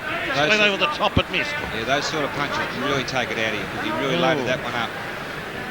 He must have been watching Kevin Murray there, was it, previously with a couple of those types of punches, I'd say. Got him the last fight. Come on, Bailey. Robbie Speghan, that's been the punch of the night. Has that been a big punch coming over the top and missing? Big roundhouse. I couldn't really split him for that one. I agree with you. I think that one was an even round.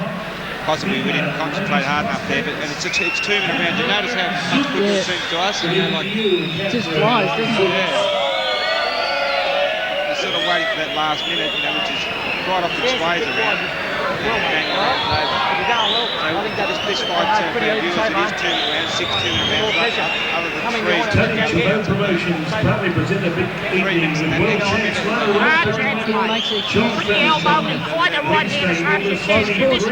You're only doing 12 minutes as with 6 2s. Just those extra breaks in between make it a huge difference. will receive a replica of the WBC. Big over the top right hand chip punch tonight hasn't worked for anybody so far, has it? They've probably been thrown about 12 or 14 times in 3 fights and no one has scored with it. On most occasions, to see those coming from that far away, that there's got to be something wrong to get hit with it. You've got to, if you're going to throw a wild punch like that, it's got to come off the back of something else, such as a double jab. Yep, no doubt about that. Telegraphed from way back when, and they all see it.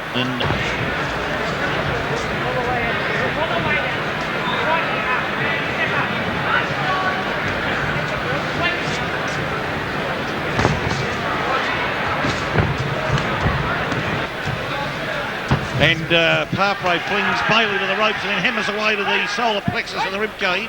Chris Anderson moves in again. I think Chris Anderson is working up a sweat at the moment. He's been pushing everyone aside tonight. And Bailey comes in again with the left, misses, and Parfrey moves away. But nice fast feet, Parfrey. Like he's in quick. and he's out. Yeah, he's the flashier of the two. Yep, no doubt. Flashier combination puncher. That's it, boys. 26, come on. And that Bailey chasing Parfrey now, and the Bailey corner are telling Bailey to chase him. Oh! Beautiful uppercut from Sean Bailey. That was the one that hit the mark. Tell you what, he's as fit as a Mallee bull, Sean Bailey. Oh, he is very strong and tough. They bleed him tough in Wagga, not just in Queensland, Barry, but also Wagga Wagga. Yeah, Parfrey's got to fight that really long-range fight. In close, Bailey's the better of the two. Yeah, Bailey coming through then. He's got a bit of forearm ahead of one of those too, I'd say. This round. Yeah. Be careful with that, and the left forearm raised again there. It pushes Parfrey away. Parfrey bounces around. But Bailey's come out meaning business this round, I think. He's really revved up. It's in close here where Bailey normally does his work. Yeah, well, he's got it to work now. Bailey's put slapping punches there. And Parfrey just not able to really create a lot of scoring momentum there. Bailey was able to get out of that trouble. Oh, forearm raised again by Bailey coming in.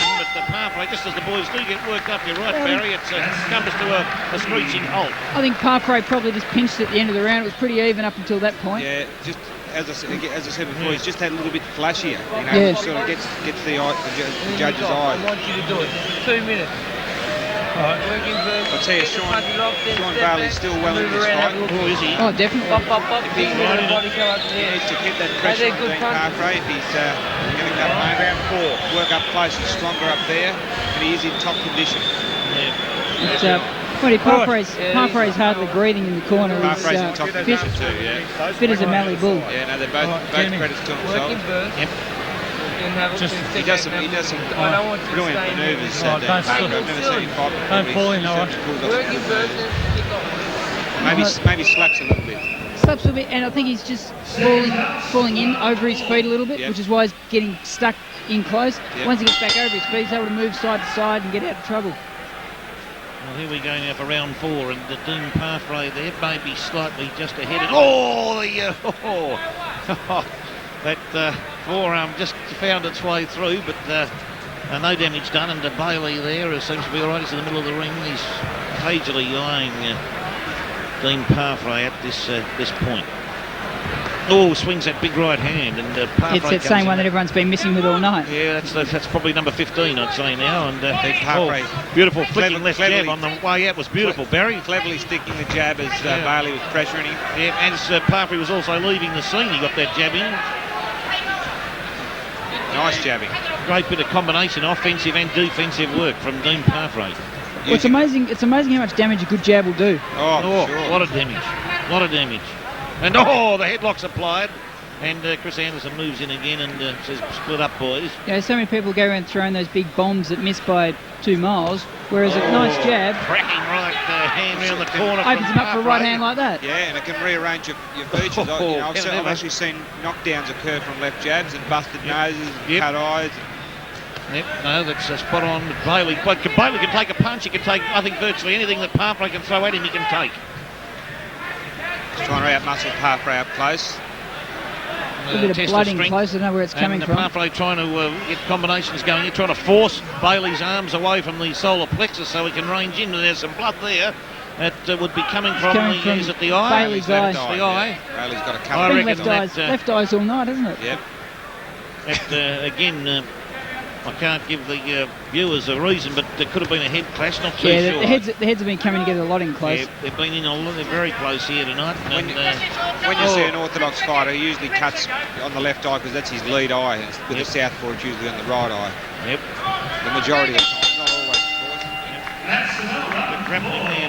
You can often get him in stereo and you get both eyes. I've had that many times, Scotty. I used to bleed before while the referee was giving us instructions. If the other opponent was staring at me too hard, I'd be bleeding before the bell went. How do we score that one, Phil? Well, I think maybe Parfrey just... I think maybe Parfrey showed it. Problem with this is a lot of those rounds could be going either way. You can score them. Yep. Last episode, yeah, I think I'll just give up. I've probably got Parfrey put the neck out. He's probably maybe just a couple ahead, but I wouldn't be surprised if it was only just the one. Yeah, I would agree with you there, Stephen, but in all honesty, this fight certainly could go either way at the moment. Somebody has to take the ascendancy. Maybe the cut eye will be a turning point. Maybe it's a target. Seconds up, round 5.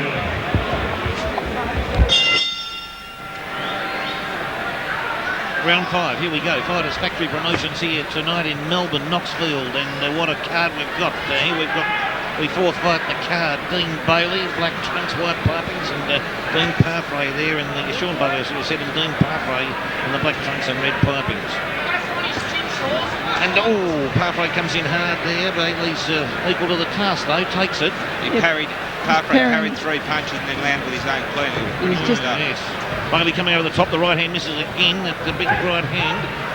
And flinging motion with the ropes. Chris Anderson has a word to Parfrey and says, cut that out. Parfrey knew exactly what he was looking for then, didn't he? Just parried until the shot came up for him. Certainly did. And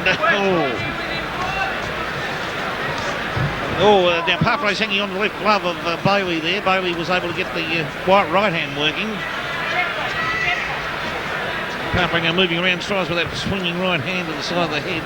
And the boys in close. Dean's better when he's got a bit of distance. He's got to pop the right hand and keep moving. Yeah, string them together well. Bailey loves it in close, doesn't he? He's a scrapper like that. He's a real scrapper. Tapping out a tune on that rib cage. Then it was good counter by Bailey. Orchestral. And the uppercut from Parfrey there found Bailey, and he's coming hard, Sean Parfrey. Dean Parfrey. Sure. Dean Parfrey, Sean Bailey. I'll get it right in a minute. He will. You'd morphed them. You morphed them together. We've been together so often, I have. Just talking about Tasmania before. Adds new meaning to the can't split them.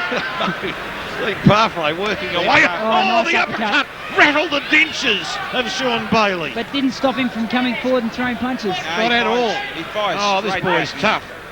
He's tough. Ned Kelly, mate. I don't think I know one top sportsman who's come out of Wagga who isn't tough. No, true. They're all tough. And see whiz Parfrey working away with this combination. Left hook was the winning punch. A couple more came. After the bell, Anderson breaks them up. No big problems with it though. And what a fantastic last minute of that round, ladies and gentlemen. Bit of action. I looked away as the bell rang and missed those couple of punches, so I didn't see what... Stay away, boxing. Let him score. 60. Is it already? Seeing Lionel Rose, right on maybe margin the arc. Richard Boreas, it was the bell rang. Throw the wings around. He's got him beat so far. The right hand, robbed Get your hands up nice and high. the fight was virtually over. They carried him. Carried him. Hands up nice and high. It was a bit. I've seen some funny ones. Sid Vasira and Parfrey. Parfrey won 9 rounds. They come out to touch gloves. And Sid Vasira dropped him with the right hand before the bell. Really? Well, here we go. 6th and final round. Fighters Factory here in Knoxfield. And what a card has been putting on by Murray Thompson and Peter Hunt here tonight on for Sky Channel TV. And Dean Parfrey bouncing around the ring. Bailey's going to pursue him. Yeah. Bailey has to pursue him. Very determined, Sean Bailey. I think he realised he's probably behind on points. Yeah, he needs a big round this round to certainly save it. Parfrey's busy, equal to the task, and now he's chipping away. Beautiful work with that left hand, Barry. Lovely work by Parfrey there. Real class boxing. Yep. Combination at the left, just the repetitious left hand just coming out the beautiful and straight. You know, not big punches, but all scorers. Scorers is the way to go. And Sean Bailey having a couple of deep breaths there. Oh yes, take some air in. Yeah, Parfrey's fit all right. Throwing punches in bunches in the 6th and final round. He's finishing the better at the moment in this round, and it's only a 2-minute round, so Bailey has to get hot quickly here. Isn't the quality of boxing at the moment just tremendous? Really what we're good. seeing is just brilliant. Extraordinary Really we've seen here tonight. Best match fights I've seen for a long, long time. Extraordinary boxing at the highest level, and it happens down here in Knoxfield in Melbourne at the Murray Thompson Fighters Factory. We're heading towards the main event, of course. Our own James Broadmeadows bomber Grima vying for the heavyweight title for the second time against Carly Meehan. Carly Meehan from Queensland, the undefeated Kiwi who's living up in Queensland, managed and promoted by Mark Erickson, who's probably the premier promoter, or undoubtedly the premier promoter in Queensland at the moment. He's done some good things for the fight game. Yep. Mark Erickson is an old mate of mine. Chris Anderson now splits the boys up. They're running out of time. Oh, big right hand from Parfrey. Pounds away at Bailey with the combination punches to the body. Beautiful body shots. Tackles him up. Lovely left hand. And Parfrey No question about that last round. has finished very strongly. We won't get this one wrong. Well, let's hope not.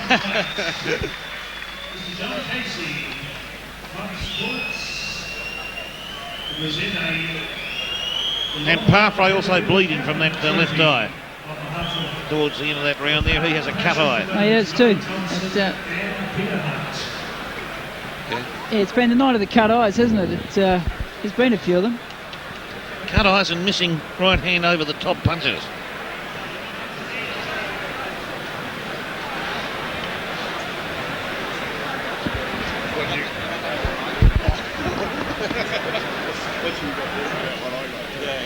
What happened to one time? I lost my contact. You'd have to be right. Yeah, of course. That's what the railroad is. Sorry, it's no problem. Hey? We don't live together much. Oh, she said she's coming in. She's not yesterday.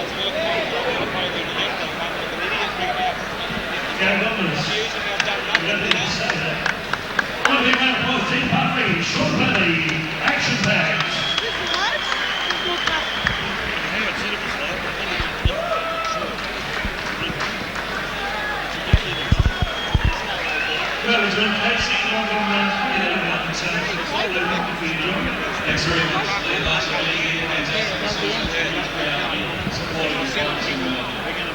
We'd like to think we want to surpass the 6,500 who came to Dave Russell's fight back in 1992 when Dave Russell was at ringside. Then we talked to Dave a bit later, just a cameo appearance. Okay, thank you, Bob McCarthy. We got the scorecards.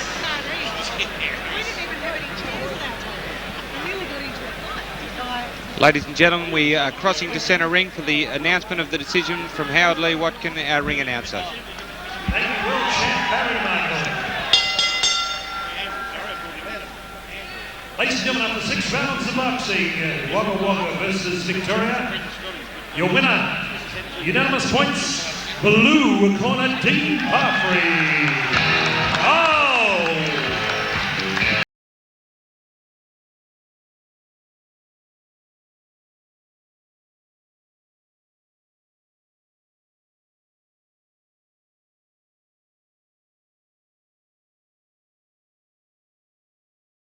A big round of applause for the man from Wagga Wagga, New South Wales, Sean Bailey. Disgrace, kicking your can all over the place, singing.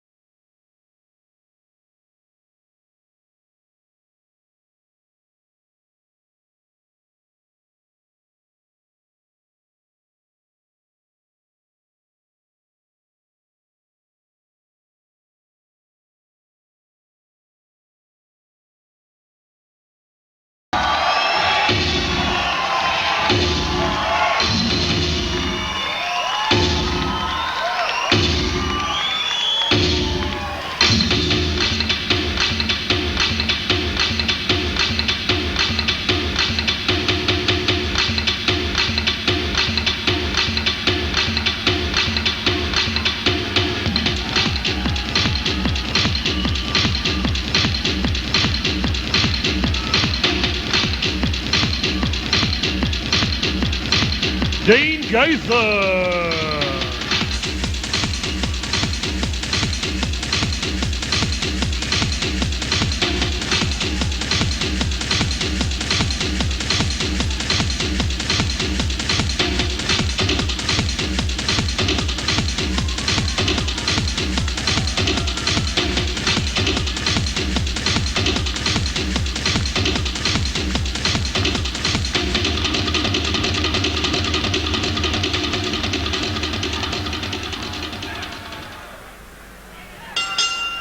Ladies and gentlemen, bout number 5, the power and the passion on Sky Channel right throughout Australia. Boxing at its best. Stand up and fight. 6 rounds, middleweights, Tasmania versus Victoria. The Apple Isle moves across to the mainland. Ladies and gentlemen, would you welcome on my left, occupying the red corner with Greg Grogan, assisting Des Mills from Georgetown, North Coast, Tasmania. In amateur boxing, 90 fights, 2 times Tasmanian amateur champion. In professional boxing, in 2 stretches, now firmly back on the professional boxing trail. 7 fights, 2 wins, 5 losses. Last time here, a big win over Nick Lund, scaling 69.35 kilograms. Would you welcome David Dynamite Youde. Tasmania, and across the ring, ladies and gentlemen, occupying the blue corner. Last time out, one of the fights of the year 2000 against Brad Reed from Townsville here in centering at Fort Knox. Ladies and gentlemen, scaling 71.50 kilograms, Terry Grinsford, Billy Gaither in the corner. Ladies and gentlemen, from Bayswater, they call him Really Mean Dean Gaither. Wearing scarlet trunks, your referee, John McCullough. 6 rounds of boxing.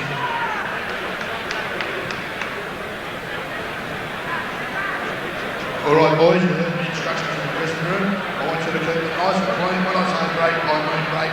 Step back, both of you have a good fight and keep it nice. Good luck. This will be phenomenal stuff here. Dean Gaither, Really Mean Dean, is, well, he's also dynamite, as David Youde may well be, but Dean Gaither is something else coming along in the middleweight ranks. Dean Gaither, we've seen him now about 3 times, and last time against Bruce Reed, pretty close to one of the fights of the year, and the round of the year in the first round would be right up there with it.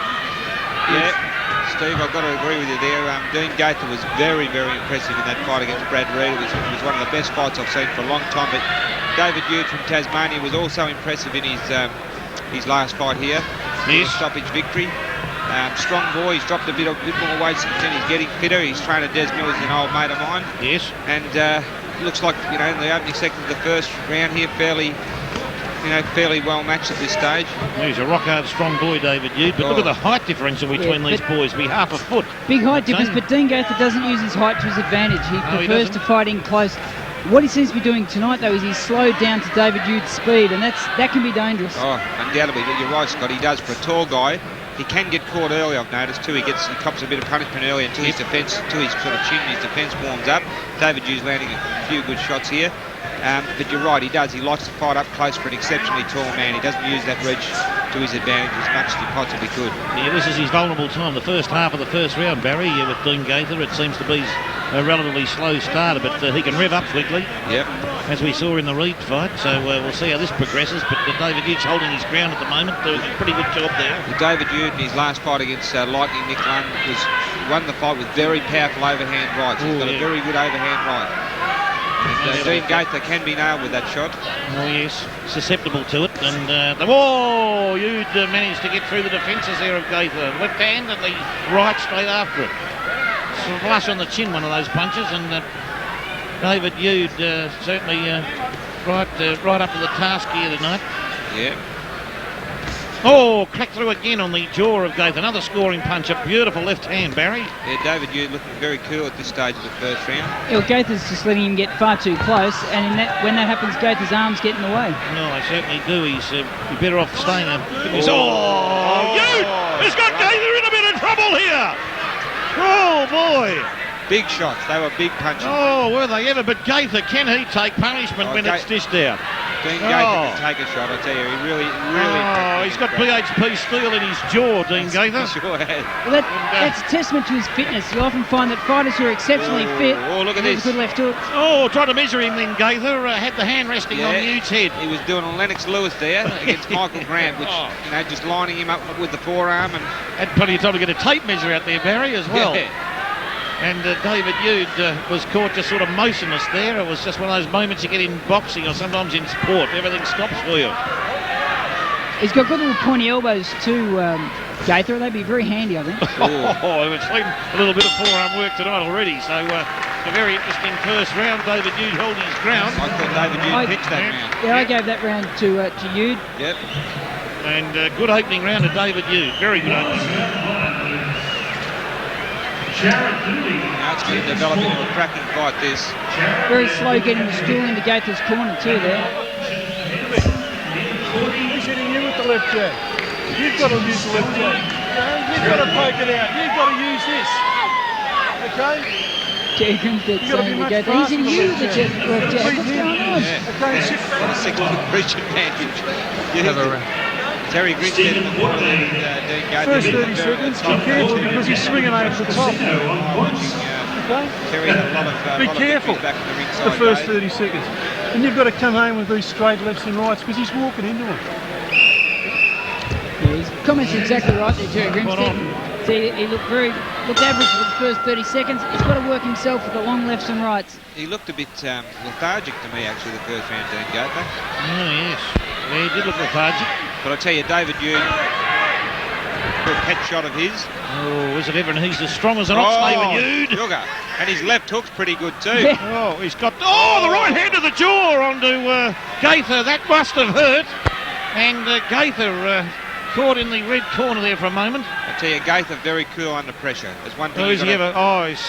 when he, he's not he's relaxed relaxed. at all. he doesn't get flustered. He doesn't get flustered when they're throwing bombs at him.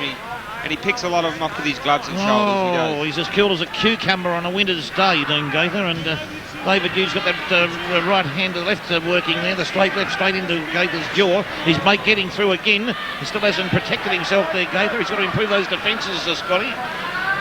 Well, he's got to fight a different fight. Like this isn't working. He's got to change his angles. He's got to stick behind his jab and fight long. He's just flicking his jab out. He's not getting any respect off it. There's nothing in that. None whatsoever. But you're right, Scotty. He likes to bomb up close, and at this stage, David used the bomber up close. Repetition right hand.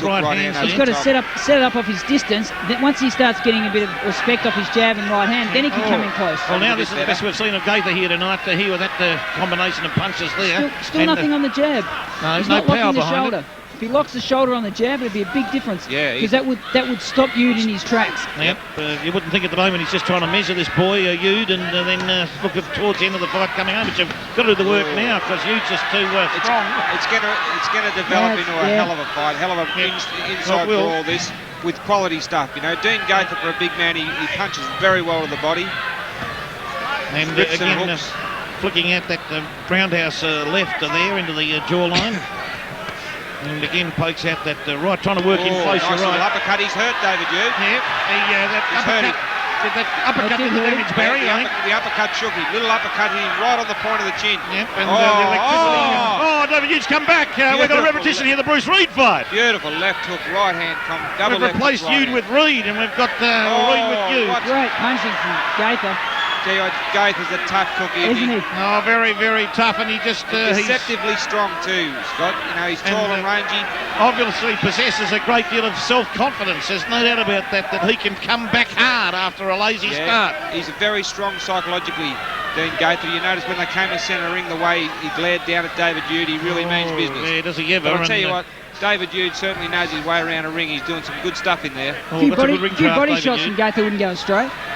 Yeah, Gaither can body punch too. Yeah, he can really whack to the body. Yeah, he turns southpaw. Perhaps not mixing it up as much as he should, David Yude. In the southpaw stance, And comes in hard on David Yude. Yude pushes him back to ring centre. Well, we said he had to do something different. Southpaw's different. You know what I think, Scotty, at this stage of the second round, I think that Dean Gaither's going to put too much pressure on this guy. Wear him out. I think David Yude might have just about pinched that round again or even, but... I scored it even. I thought that he came back well enough to level it up. Make it an even round, no doubt about that. The first minute and a half was definitely David Yude, but he started to tire as Gaither put the pressure on him. This is the sort of fight that Gaither loves. He's bloody good at it. It's right up his alley, isn't it? He wears them out early and then just keeps them going. Gaither doesn't seem to slow down at all. No, he gets better. He just keeps going and going and going. As the other guy slips, he seems to get better and better. He lifts up again. Very strong psychologically. You can see his determination. He takes some shots, but he does also block a lot of shots. And it doesn't bother him. It's not as if the shots worry him. He just takes a shot. Yeah, okay. Straight back in. All that means you're in my distance. Exactly. He's got a lot of resilience. Especially with that arm. Yeah, definitely. And he did. It's like a circling shark, gentlemen. Dean Gaither. He's just waiting for that moment to strike. Circling shark, I reckon he's like a school of piranhas. He's got no mouth guard in. What do you reckon? He's not a circling shark, he's like a school of piranhas. I reckon they've lost his mouth guard. They've lost his mouth guard. Oh, no. That's a bad blue. Some trouble in the blue corner, in the Gaither corner to lose the mouth guard. It was taken out. Looks like it may have dropped on the floor or something, and we've got a hole up in the fight. We've got it back. Found it. That's how it's bright red, you can't really lose it. And here we go for round 3 we're into now. And by golly, this could turn into an absolute crackerjack fight, no doubt about it. This already is a crackerjack fight. Yeah, my oath it is. It's heading that way, and it's going to keep going that way. David Yude pushing Gaither to the ropes using physical strength. Well, seriously, the way I see the fight going at the moment is... left, right hand of Gaither. Oh, the left cracking jaw on the jaw of Gaither. I still really think Gaither's going to wear him out. He's going to break both his hands. Yeah, well, I'll tell you what, there's a bit of forearm in one of those punches. He's getting hit with some shots. But... and got cracked again, but he just keeps moving forward. He never stops the eye contact with Yude, Gaither. Never looks down. You think the change of angle might be, at the moment he's punching down towards Yude. He should be bringing them up maybe almost half uppercuts. Yeah, bend down a little bit, bring him up, and maybe a few more to the body too. Definitely should be working the body, and that would also bring Gaither's head down if he started going to the body. Work on the body and the head will fall. That's a Joe Frazier theory, Scotty. That's right. Yeah, but it would also bring Gaither. His head would be carried a little bit lower and make it easier to duck under those looping punches from Yude. Hey, listen, you reckon it's a Joe Frazier theory? I don't think Joe would have invented that idea. Gaither now working away and cracks David Yude on the side of the skull. And the boys Gaither's trying to work his way in here and is doing quite nicely at it, but Yude's fighting back. That left hand was nice. But the boys in the red corner are starting to lean on each other. I tell you, condition tells a lot in here. Condition and psychological determination. You know, it really tells a lot in here.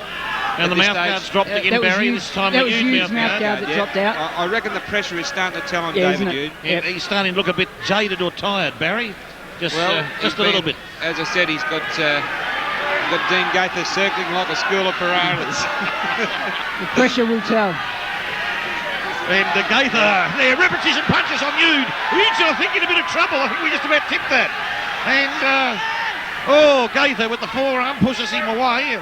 Huge just burrowing in, but Gaither flipping away there. Heads clashing in there too. David Huge loading up on the big right hand. Gaither went under that. Yeah, now Gaither's seeing him coming. That's better. Oh, now Gaither now, what's he going to do? He's... It's only taking 2.5 rounds to start seeing him. Block that one. David Huge with the right hand. Actually, no power behind the right hand of Huge thing on Gaither. If Gaither went to the body. And Huge collapses to the canvas there, slipping. And Gaither's got a big eye cut on the right eye. I was just going to say, there's that much heads clashing in there, someone's going to get cut. Oh, and Huge goes after him. He saw the blood and chased Gaither. It must have been a head clash, I think. Definitely a head clash. They've been coming together a lot, but that's given you the spark that he needed. Oh. Yeah, see a bit of blood, give you a bit of a kick on. He got the solid confidence there. And the boys very close there. You threw a punch. Gaither pushed him away. What a phenomenal round of boxing there. Dean Gaither's got a cut eye from a head clash, we believe. Yeah, it's definitely from a head clash, but I'd certainly suggest in the corner of Gaither they should be telling him to start working the body. Huge tiring, more work to the body. Get up and work the speed body. that tiring up. He's a hell of a body puncher. He's got wicked left rips to the body. He's hardly thrown one to the third. Hasn't thrown one at all. The ringside doctor's having a good look at the Dean Gaither eye there. John Jury. Yeah, that's round 3. Watch out. Now listen, don't let him get into the... Well, I gave that round to Gaither myself. Yeah, I think so, but it was definitely Gaither. I'm enjoying it a bit too much to score very well. I think Gaither just work rate was a bit too much. You must keep him at bay and must box him. He looked okay? You're always not bad. Off balance a few when he fell over. Yeah, he didn't look comfortable at all, did he? He did land some good shots though. Dean Gaither does take a lot of shots, but he also, as I said, he's deceptive. He does block a lot as well. Dean Gaither, what a phenomenal fight we've got here tonight. This has been fantastic fighting all the way through. We're just being spoiled with top quality boxing at Knoxfield. Their finest factory, David Hughes coming in. And Dean Gaither now standing back a little bit more, gentlemen, and just flipping out that left hand. Oh! It's all over. David Hughes in trouble. He's in big trouble. It's all over. Come and standing over him. Stop him. Didn't like that one at all. Oh boy, Gaither just wobbly. Very wobbly. As soon as Gaither got at distance, he's going to stop him for sure. John McCubbin has had a word to him, and he's probably in his last chance. Gaither's now going to measure him with that right hand. Youth comes flying in, but Gaither seems to have the better of him here. Oh, undoubtedly. Oh, he's flipped out that left, the straight left, and now underneath the uppercut with the right hand. Just a matter of time. Conditions the winner here. The condition in this, the physical and psychological strength. He's broken Hugh's heart. Hugh's banged his best punches off him for the first 2 rounds. Right hand, he's still trying to throw that big right. He never batted an eyelid. No, he said, okay, come on, bring him on. And he's taken it all. Big right hand from Hughes. He threw everything, his whole body behind that punch, had the body weight behind it there, but it's taxed him again. Gaither, a bit of forearm in that punch, but Hughes coming back with the left. And Gaither works away there. The right foot, the jawline of Hughes. Hughes came back with a slugging right hand. That was pretty good for a guy who looks like he's out of puff or wind.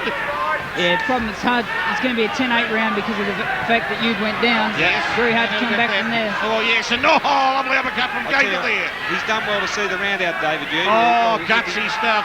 Hasn't seen it out yet, but he's done well to come back. I mean, I thought he was really gone. Oh, tough boy from Tasmania. They're tough north and south in Australia. And he's done a great job here. Comes back with a good right hand there, but Dean Gaither measuring him. Nasty cut on Gaither's eye. Oh, this is a shocker. They've got the adrenaline in there. That's blocked them up. But he's trying to put him away, Gaither. But you fight back hard. The Tasmanian fights back very hard. Oh, that's it. He's got a million with the right hand. Oh, big punch from David Hughes with the right. Unbelievable. Comes back with a body shot. Fight. David Hughes. Gaither's hand comes another punch from David Hughes with the right hand. Gaither. Can he Jude is this. Oh, boy, what an effort from the boy. Big right hand from Gaither. And sort of a clubbing punch to the back of the skull. Big right hand from Jude on Gaither. Jude doing everything to stay in it. I'm still adamant the body shots would make the difference here if he can land them. They would for sure. Oh, boy, and the Jude there stumbled somewhat after receiving another blow from Dean Gaither. I tell you what, I thought a few times David Jude was ready for big punch on Dean Gaither. What a round of boxing! It doesn't get any better than this anywhere. Okay, that'd be a 10-8 round of Gaither because Jude went down. Yeah, this is the best boxing in Australia we're seeing down here in Victoria. The best boxing in Australia. 10-8 round. We've got repairs going on in centre ring as we speak. Oh, they're topping the ring up here with their. There's been so much momentum here. The ring constructor is in there with the electric tape, and the boys have scuffed the ring a little bit there at the moment. But Bedlam's broken out here. He's listen, he's fucked. Gary's. He's going to change the blue tape now. Boy, the ringside doctor's had another good look at the Gaither eye. It's a big cut on the eye. Thank goodness it's not bleeding profusely.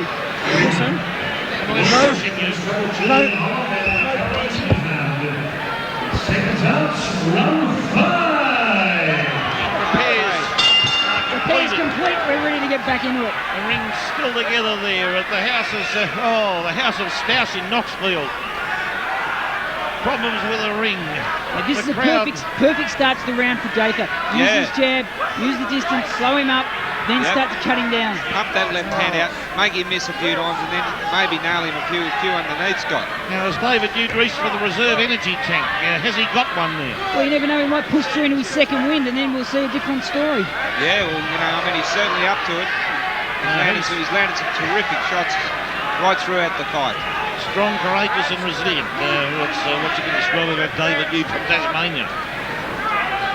In these silver trunks. Gaither using his left hand much better this round. And bouncing around a bit more there, keeping a bit of space. I think his corner's been calling for him to do that all night, I think. David Jude's got a cracking left hook right hand. Hasn't he? Puts the right hand over the top, whenever he sees an opening. Oh, does he ever? And perhaps that's why the tactics there being to keep Gaither away from that big right hand. Oh, he doesn't need to go in close to get hit with that if he can pick Jude off from the distance. And flashes the left hand out. Flashy left jab there from Gaither. He comes the right hand over the top of the scone of David Jude, but by golly, we've seen some phenomenal boxing in this fight. Every time he's seen Steve Gaither fight, it brings a house down. Speghan. Yeah, he's a real crowd pleaser doing Gaither. He's a hell of a fighter. Got a huge following. Right on the There's bell the there. body shot. He needs to do a body shot, starting to punish away, but Jude just waiting for the chance to throw that right, Barry. Gaither's work rate's by far the better at this stage of the fight. Another body shot. Those body shots are going to start to take their toll now. He's fighting in bunches now a bit, Jude, in spurts, and Gaither's the busy man. Gaither's turned to southpaw. Looks like a pretty nasty cut over his eyes, Scott. Yep. It is a bad cut, isn't it? It looks wide and it looks long. And scoring points with those punches, Dean Gaither. Well handled by the corner, though. Oh, yes, very well handled there. I always thought 2-2 was the best cut man in the business, but whoever they've got there, he's done a pretty good job. Much cooler work by Dean Gaither. Yes, very sensible boxing from Dean Gaither. And now Jude just trying with the bursts of energy, trying to pick Gaither off. That's about what it is with him at the moment, Scotty. He's not shaking Gaither now with those right hands where he was earlier. It wasn't just he hurting him, but he was shaking him. Now they're not shaking him. Oh, boy, and the Jude now ducking and moving, but the Gaither just picking him off. Ripper. Jude's right in front of him now. The head is right there, and Gaither's starting to pick it off, and now reaches down to the solar plexus as well, trying to mix his punches up. Tell you what, Dean Gaither can think in there. He's a good thinker. He can change his pattern of the fight when he needs to. Can he ever? He can mix it up. He can mix it around. He's lateral thinking, Dean Gaither. Tied that left hook. There was a tied hook coming from Gaither. Left hand from the... Trying to line him out with the right. Oh, Jude! Nearly a slight collapse there with exhaustion, I'd say, at the end of that round there. The legs just buckled the fraction. And a little bit of exhaustion starting to show in there for David Jude, I would say. Well, he tied, but he finished strong. Like, he threw a lot of punches. He hasn't given up at all. He's certainly shown, again, I feel a bit repetitious saying it, but another huge heart. he couldn't say anything else more. David Yude's got it all there, the courage stakes, and he's now got the corner there opening the trunks up a bit and get a bit of air into the lungs. Yeah, look, I respect any person that gets up in there in the ring. It takes guts and it takes courage, but for people to take punishment and be able to keep coming back and back and back, I mean, that's just something extra. That's a bit more. Yeah, this boy would have been quite within his rights earlier on in this fight. Just about said he's had enough, but he's got a huge heart. Sixth and final round. This is it. This is the last round. Oh, big last round coming up. Anything could happen big here. Last round. Been a hell of a fight, this. Credit to David Jude. He really looked as though he was gone there early in the fourth there. He was in all sorts of trouble a couple of rounds ago. Even right on the bell to win the fourth round, he looked like he was gone. The whole card thus far has been a credit to Murray Thompson and Peter Hunt for undoubtedly. the job they've done matching this one together. It's just sensational. Yeah. And presented to you on Sky Channel, the boxing station. Honestly, it's the best boxing I've seen in Australia. The whole card so far for a long, long time. Phenomenal stuff. It's been nothing but class. Yep. Premier boxing from Victoria, we'll call it. Yes. Aptly named, Barry. And although we couldn't do it without the input of the Queenslanders and the Tasmanians and the New South Wales. Oh, that's right, but they come to the Mecca of boxing in Melbourne to do it, which is a great thing to see. And great to see them coming down here and coming up here to do it. So at the Knox Netball Centre, the House of Stoush. Well, it is at the moment, isn't it? Look, it's coming, Nick. It's just, lovely short right hand by Beautiful short right by Gaza. Why isn't he ripping around in the body? He normally does, doesn't he? And then he's got Jude coming in as soon as he gets in close. Jude with a burst of energy. Going to throw some left hands and a big right. Gaither's work rate's just a bit too much for him, I think. And he's fighting in bursts, Jude, because the energy levels are only allowing him to do that. Yeah, he's breathing very heavy in there, but he's, look, full credit to him, he's still coming forward, he's still trying to land the punches and he's having success. Yeah, I'll tell you, this would be a good rematch down the track too, you know. Oh, beautiful rematch this one, it'd have to be, but the Gaither and Reid, you'd have to even say probably David Reid deserves another go. These three could keep fighting each other for the next 12 months. Well, people would pay a lot of money and travel a long way to see these guys fight. Crashing combinations there from both these boys, hammering away. Gaither's now measuring Jude. Again, very closely eyeing Jude with that head there slowed up a bit. Jude is right in front of him again.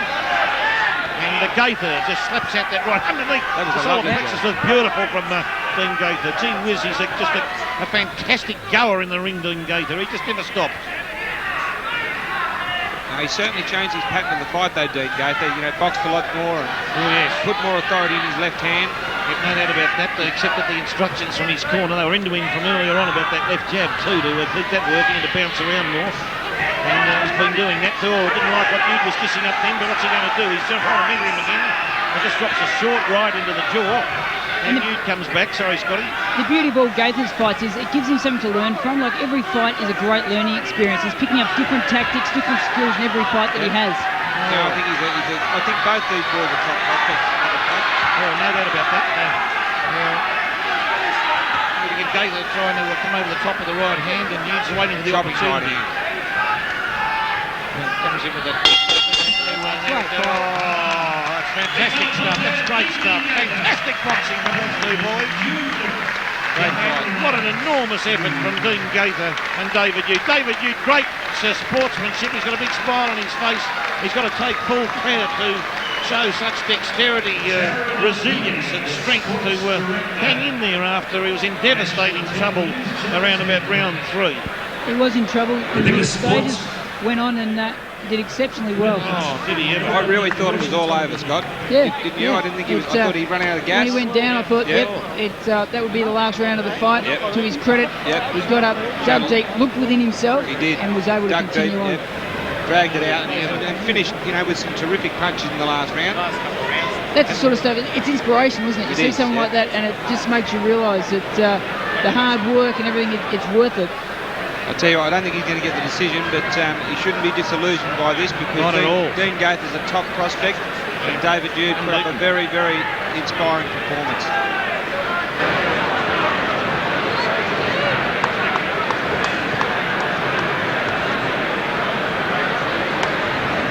Okay, versus Sports News, Channel 10.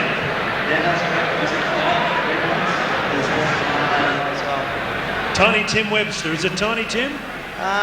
Big Tim. He's taller than you and I. Okay, thank you, Jared, for your great support of tonight's The Power and the Passion.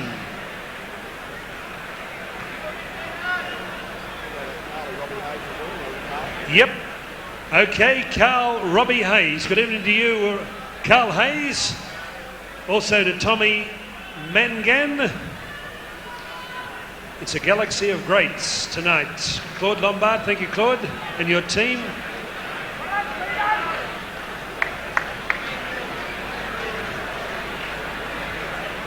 We'll be talking to Tony Miller.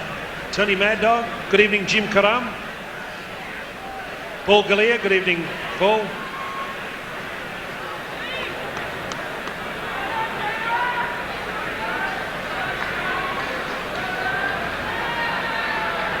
Robert Cameron, good evening to you. Congratulations, Greg Newmer, Rex Hunt, whichever way. Sitting with world champ Dave Russell.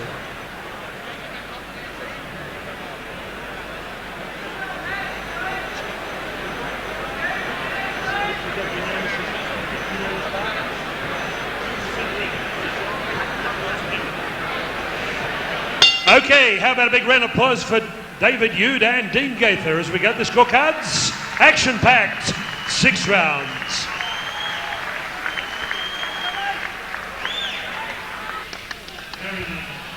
Yeah, ladies and gentlemen, Howard Lee with the decision for this fantastic 6-round fight. Thank you, Barry Michael, world champ. Ladies and gentlemen, once again, we go to the scorecards. 6 rounds of boxing. Your winner, ladies and gentlemen, from the blue corner, Mean Dean Gaither.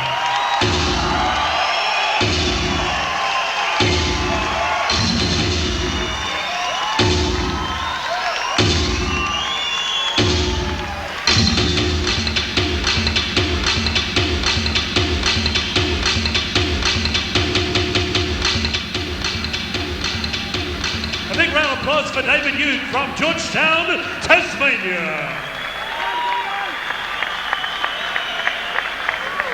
On you, Jared. Yep, my word. Dean, come across. Dean, the Fist magazine has got you right up there in the rankings for the first time. And tonight he was a tough son of a gun. Caught you with some big shots there. Oh yeah, my word he did. I actually thought he wouldn't be that hard. I'll come out to left jabs. So I got him with a few. That's my plan was. Just with me jab.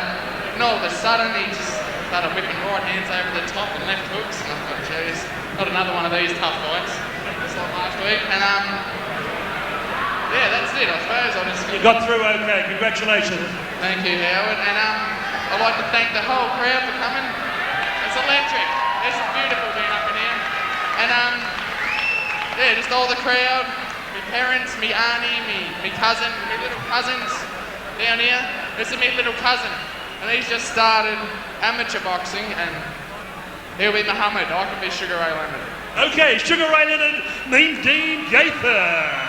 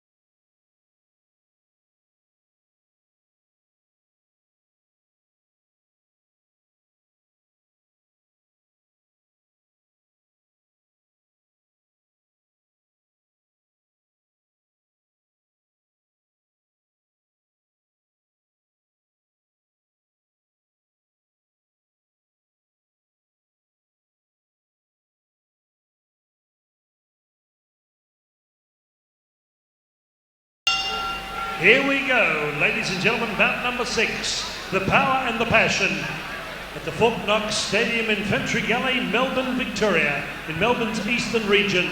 Fight number 6, on behalf of the Fighters Factory Promotions, Murray Thompson, Peter Hunt, going on Sky Channel right around Australia, right around the world. Ladies and gentlemen, Queensland versus Victoria match fight. Junior middleweight, or if you like, super welterweights in the ring at this time. On my left, ladies and gentlemen, in amateur boxing, 200 fights, 188 wins. Making his professional boxing debut, a 4 times tough man winner from Townsville, Queensland.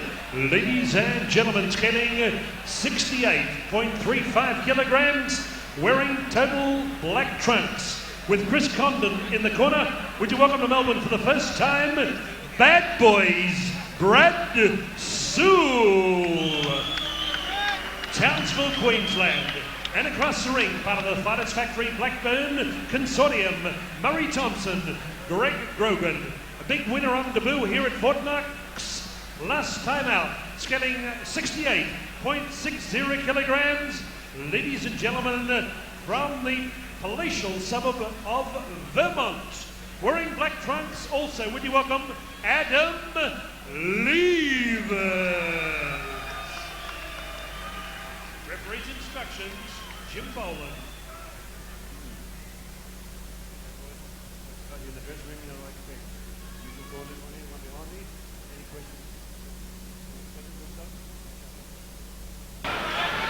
Let's get it on. Jimmy Boland says the WBC rated referee, waiting for these boys to get going for the first round of this junior middleweight stout between Adam Levers in the blue corner and Brad Seuell in the red. Brad Seuell in the all black trunks and Adam Levers also in the all black with the very low slung black boxing shoes. And Seuell, he looks like a tough guy, Brad Seuell. They called him Bad Boy Brad, didn't they? Brad Seuell is a tough guy. I trained with Brad about 10 years ago on the Gold Coast. He was living up there near Nerang. He was one of Queensland's very best amateurs then. He's a hell of a puncher, as you can see. And I think maybe this could be a bit tougher job for Adam Levers, who's only had 8 amateur fights and 1 pro fight. He's got a phenomenal physique, has Seuell, and he looks like he can back it up with punching power. He's a big puncher, mate. He really is. Look at that. I was talking to him last night. I haven't seen him for 10 years or so.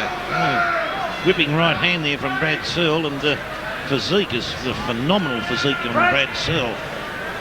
Not 1 ounce of superfluous fat or a weight on that body at all.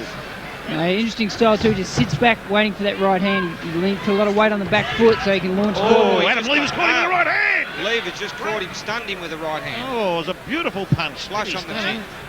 Oh, that's Adam Levers could have a pace advantage here. Adam was very impressive in his pro debut against young Sean Bailey, who's a real goer. That's right, and we saw Bailey again tonight, so Levers was impressive that night, Barry. You're right there. I'll tell you what, such a gap in experience, you'd have to think that, Brad Seuell would be a huge favourite, but I'll tell you what, Adam Levers did land a cracking right hand there and really shook him.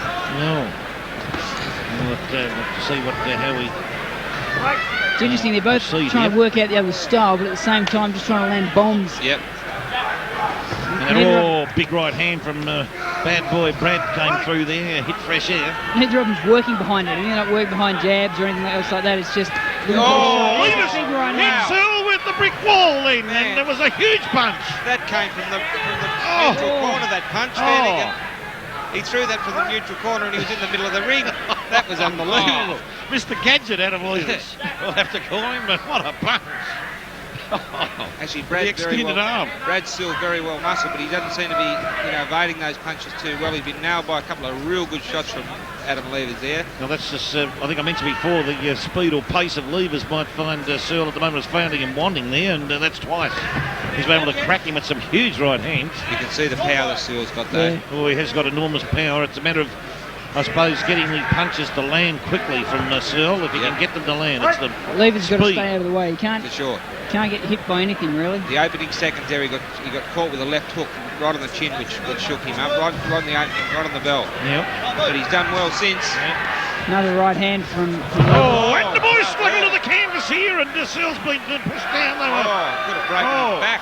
He's in pain. That was a heavy fall. He may have hit his head on the corner of the canvas, and the bell goes to the end of the round. The ring doctor's going to come in. But I think from what I could see, they're both in a struggling session there. Prior to that fall, they seemed to both tangle and fell very heavily to the canvas. Brad Seuell is in trouble. There's no way knowing this is going on. I'd say that I reckon he's got a cut head from the corner of the ring there, I'd say, from where he's fallen. Very heavily. I'd say definitely a cut head, I'd say. The way that he's positioned there and the doctor looking at him, that he's in a lot of pain. How are they going to judge that one? A non-fight, I'd say, Barry. No decision. Yep, a non-fight. No contest. Let's just hope he's okay, Brad Seuell. Yeah, but I saw the look just as he saw his head ricochet back up. He appeared to be in a lot of pain, or a distraught look on his face, Barry. Yeah. And he's definitely, Lever's sent to the neutral corner, and he's definitely in trouble, Brad Seuell. It's got to be all over because his trainers are in the ring. I mean, that's it. Fight's over. There's no... Fight's over, sure. It'll be a no contest, you're right. And then I suppose in the heat of the moment, the rules... Okay, I mean, I think that he's okay. He looks to be talking to the doctor and people around him. I think that just for precautionary reasons, they're keeping him laying down. Yeah, it's finished. It's all over. Jim Boland making the official decision. That bout, which ended sadly on the bell almost of round one, has been deemed a technical draw. Adam Levers and Brad Seuell, a technical draw. A big round of applause for Adam Levers. Well aware of. 6 months ago, I finally got a crack at a world title. I got shotgun cuts. I'm thinking the 6 months I've been inactive, there's a lot of young up-and-coming potential, especially like up this end of town. This is a terrific venue for fights, good crowd and everything like that. I thought I didn't want to be like when I turned up on the scene, holding up the young kids, letting them progress. So I thought if I step down, I've negotiated with Murray Thompson. We're going maybe a couple of 8-rounders on the undercard of the show, if possible, and maybe finish my career like that. In the meantime, let the up-and-comers carry on and hopefully go on to bigger and better things. Okay, Tone, so we announce tonight, ladies and gentlemen, Fighters Factory Promotions proudly present the championship for the vacant lightweight championship of Australia, vacated by Tony Miller, Stuart Patterson, Danny McGrail, here in Centering, Friday, August 18 at 7:30 p.m. Main support, 4 times Aussie champ, Tony Mad Dog Miller. Already, Peter Hunt tells me, 16 tables have already been sold, so get in early. Friday, August 18 here at the Knox Stadium. Well done, Tony Mad Dog Miller. Come on, a big round of applause. One of our great champions, Tony Mad Dog Miller.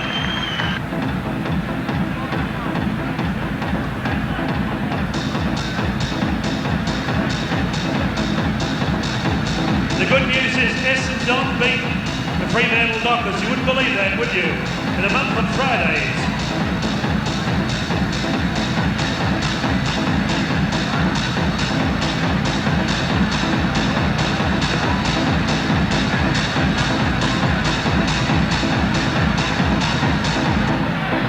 Coming in the ring, originally from the Philippines, now based in New South Wales, Tirso, Dela, Pena.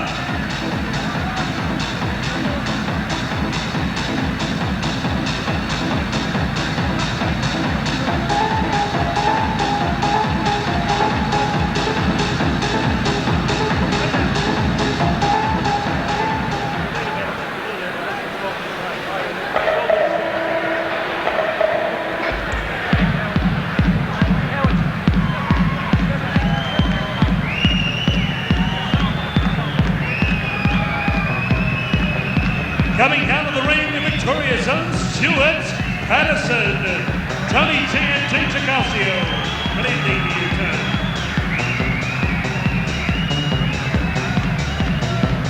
Leo Young Jr. here tonight, Commonwealth champion. Killeen.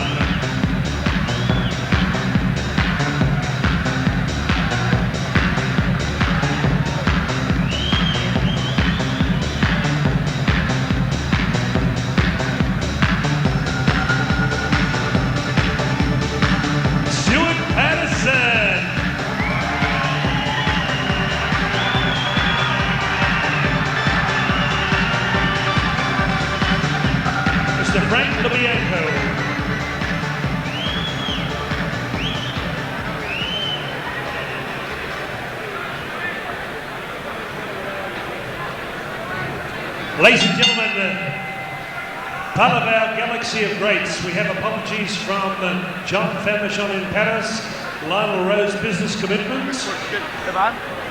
We have in centre ring at this moment the former World Boxing Federation Junior Middleweight Championship of the World. He won that title here in centre ring at Fort Knox against America's Tommy Small. Would you welcome Mr. Craig Trotter, world champ, paying tribute tonight to Ron Casey. Ladies and gentlemen, the good news is the Channel 10 cameras are on their way. And if you watch the 7 network tomorrow, Sally Young, we call her news director, former 3AW personality Sally Young, the Ron Casey tribute should be on Channel 7 tomorrow in the news on the 7 network.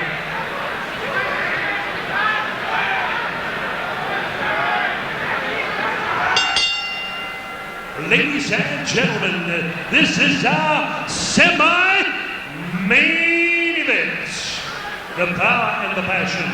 Murray Thompson, Peter Hunt, going national on Sky Channel. Fort Knox. Get your knocks at Fort Knox. Ladies and gentlemen, 10 rounds in the lightweight division. An international fight with lots of ramifications. When the bell sounds, your man in charge of the action, former national champ and TV ringside favourite, Long John McCubbin. Ladies and gentlemen, would you welcome in the red corner, originally from Cebu City in the Philippines, now based in Bonnie Rig, New South Wales. Ladies and gentlemen, he was #1 ranked lightweight in his native country. In Australia, last time out, had a big win over nationally ranked Brian Clout. That took his record to 17 bouts, 14 wins, 5 big wins coming by way of knockout. Ladies and gentlemen, scanning 60.20 kilograms, white trunks with blue trim, with his mentor, Dido Bahol, a great favourite in Melbourne town. Would you welcome Tirso Dela Pena? And across the ring, Terry Grinstead, Craig Trotter, in memory of the late, great Michael Canavan, scaling 61.20 kilograms, just back from Japan. Ladies and gentlemen, aiming for the National Lightweight Championship, vacated by Tony Miller. Ladies and gentlemen, 19 fights, 12 wins, 5 losses, 2 draws. Ladies and gentlemen, from Croydon North, Victoria, wearing black with white, would you welcome Silky Smooth, Stuart Patterson! John McCubbin. 10 rounds of boxing. Righto, boys, you know what I expect, Stewie. I never got to speak to you. Keep your punches up. When I say break, immediately break and look back into the boxing. Righto, boys, shake hands. Right. Semi-main event here, as Howard Lee mentioned here. Tirso Dela Pena, formerly the Philippines, New South Wales, in the red corner, and in the blue corner, Stuart Patterson of Victoria, 18 fights, 12 wins. And he'd be looking for action here. Stuart Patterson, will he ever? That big announcement of Tony Miller that that lightweight crown's up for grabs. And yep. Stuart Patterson have his eye on it, Barry. Yeah, for sure, Steve. This is a real make-or-break-it fight for Stewie Patterson. Stewie's a beautiful boxer, very good defensive boxer in the mould of Johnny Famishon. That sort of style of a fighter. Yep. We don't know a great deal about Dela Pena. We do know that he is a big puncher. #1 in the Philippines he was, but he's evidently got an awesome left hook, and you can see he's very well developed in the upper body. Oh, he is. No doubt about that, Dela Pena. Yeah, the Australian champion at lightweight now is Karim Nasher. He won that fight with a 6-round KO of Danny McGrail last week. Yes. Not lightweight, I think junior lightweight. Junior lightweight, I think. Was it junior lightweight? I think it was junior, yep. Oh, there you go. The lightweight title's vacant, I think. Lightweight title vacant. Karim Nasher, the junior lightweight champion, and a great effort by Karim Nasher, colourful boxer if there ever was one in Victorian and Australian boxing. Top little fighter, Karim. I'm wrapped for him. Fantastic comeback. Evidently, he won it on with a great display. So good on you, Karim. Yeah, he's well done. Real colourful character in the same style of Prince Naseem Hamed. There's no doubt about that. It was colourful ring attire at all times. And Stuart Patterson, now these boys just feeling each other out. Not a great deal of action in the ring. Stuart Patterson, lovely hand speed. Just notice the jabs just flick out. They command respect because of the speed of the jab. He does lock the shoulder when he gets into distance. No, he does. He boxes very well. He does cut a bit, and he's against these sort of blokes. I mean, this bloke's a puncher. You can see it. These Filipinos, they're as tough as teak.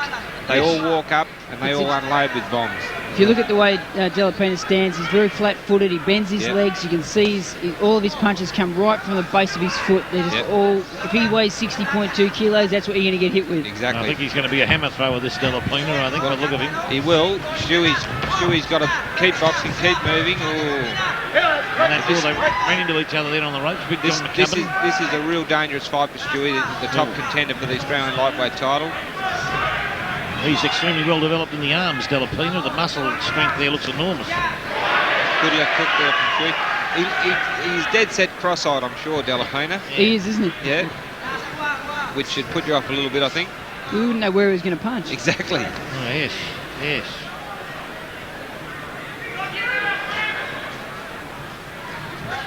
Fought a few of these Filipino guys myself, Scotty, and so did you, and they're all, aren't they? They're all, really, they all come out of a very hard school. Oh, yeah. They're all tough. They all throw big punches. Oh, yeah. They don't mind taking a few. And they don't mind, no, that's right, they've got very hard heads. Dito Bowholder trainer, he's he's one of their top boys, I think, that's come out of the Philippines training-wise, Dito. Yeah, he's a well-respected, well-known name. And not much activity in that first round, pretty square. Not much, I thought 10-9 to Patterson. Patterson did more work, he landed nice crisp jabs, landed a couple of right hands very early in the piece. Yeah, there wasn't a lot in it. It was a feeling out round, I think, more than anything. Dela Pena having a look at Seuell and vice versa. Just see what he's got to offer. Yeah. And that, let's say the lights, I've had a light problem now. I've had a problem with the lighting here, but it's been rectified. Certainly unloads some bombs. Don't take any chances. This is a very jab overtime, mate. It's extremely important. He's got to. I mean, he needs the runs. He needs to be able to get the wind back in him, but he doesn't want to get hit with anything silly.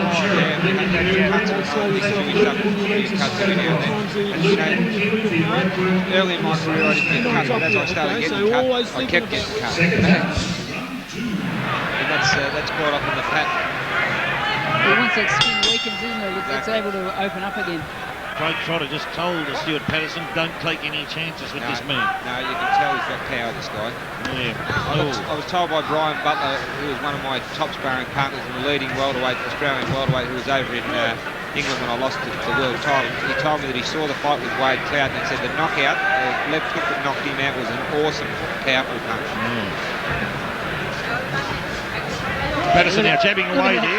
Some good scoring punches there from Stuart Patterson. Yeah. That is beautiful work. It's just so fast. And there's a boy who's taking his instructions right to the letter there, moving around, not giving any opportunity. Cut and run. He's got in there, he gets out, does it all the right way. Yeah, extremely well tutored by the late, great Mick Canavan. Oh, yeah, what a man. Top man, and, everybody loved him, but he did. He taught his fighters so well. Oh, yes, he's looked after incredibly well.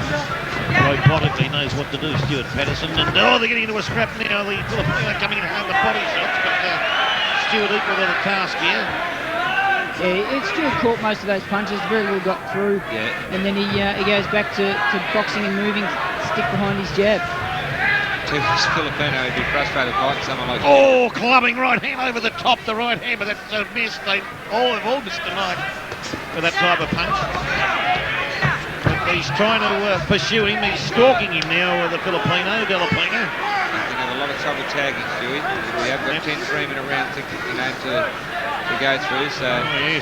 But he's not there to be hit, is he, Stuart Patterson? No, he's certainly not. Well, he moves. He's like a gazelle or a rabbit the way he gets around the ring. But as you boys said before, you're 10 seconds away from disaster. You only need one of those bombs to land from Dela Pena and it could be all over.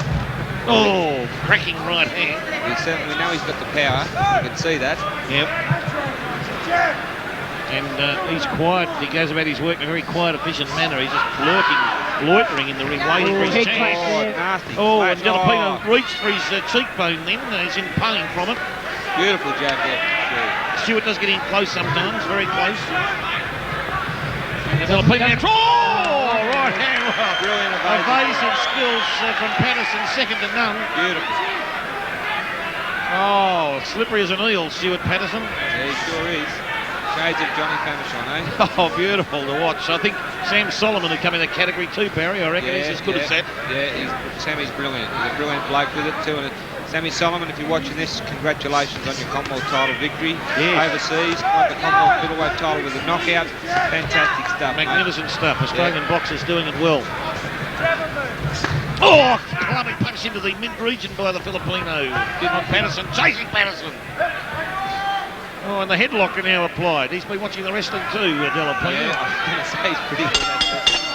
Oh, the Filipino, I tell you what. And John McCubbin wants Devo Bohol, the trainer of Dela Pena, to take it easy when the bell goes, son. Yeah, and he wouldn't want to mix with long John McCubbin. No, exactly, especially not when you're only a lightweight. When you're only half his height. He's laying down the law. He's the lawman, John McCubbin. He's a champ. Not far away, a good sense of humour, John McCubbin at all times, but he's dead serious in that time in the ring. Well, I think you have to be. There's no place for joking. There's no place for games. No, not at all. Yeah, that was a rather nasty head clutch we had about the middle around there. Unfortunately, no one appears to have got a cut from it. Dean, Peggy, and Christine. Mau gap con chị hả? Christine. Seconds out, round 3. Yeah, Scotty, these Asian trainers, they do some funny stuff in the corner. I don't know if you've probably seen it where they pull the hair. Oh, they do all sorts of weird stuff. I don't know what that's supposed to do. Some sort of motivation. Well, I haven't got much hair left to pull. If you're more scared of the corner, you might have more chance of going back out there and doing a good job. Exactly. Something else. Because if you knock him out, you have to get your hair pulled. Yeah. That's all part of the psychology, the ring psychology. Everyone's got a different system, I suppose. But Dela Pena tries to caught Patterson around the back. Patterson gets away again. I mean, if he keeps moving and naturally moving like that all night, he'll be right. Yeah, that's all he's got to do. This guy's from Cebu City. I actually had a fight there in 1976 in Cebu, and I'll tell you, it's a pretty tough place. The gym there are pretty tough and rugged, so this guy would have come out of some pretty meagre upbringing, I would reckon. And they fight for a bowl of rice, I'll tell you. They do really breed them tough. That's exactly correct. We've seen a few of them come out. We saw a fellow come out last year named Chiran Siri who fought Lincoln Stuart. He was pretty tough too. Yeah. And they certainly are tough. Rough and tough. But the way to beat him is the way Stu is doing it. He's doing it beautifully at the moment. With slick boxing. Yeah, hands held high, slick boxing, sit behind your jab. Yeah. And it just keeps scoring the points. That's all he's got to do. I'll tell you, I reckon 90% of Asian fighters that I've seen are square on and bomb with both hands, Scott. Yep. Yeah, that's right, and they get their leverage by being square on. Yep. They fight like Mexicans, sort of, Yeah. And the Mexicans seem to have more head movement. Yeah, they do actually, a lot of the Asian fighters just stand there and it's just either you bomb me or I bomb you. Yeah, they do. I have seriously seen them in the gym taking king hits at each other. Over there, honestly, I have. First one to fall loses. Yeah.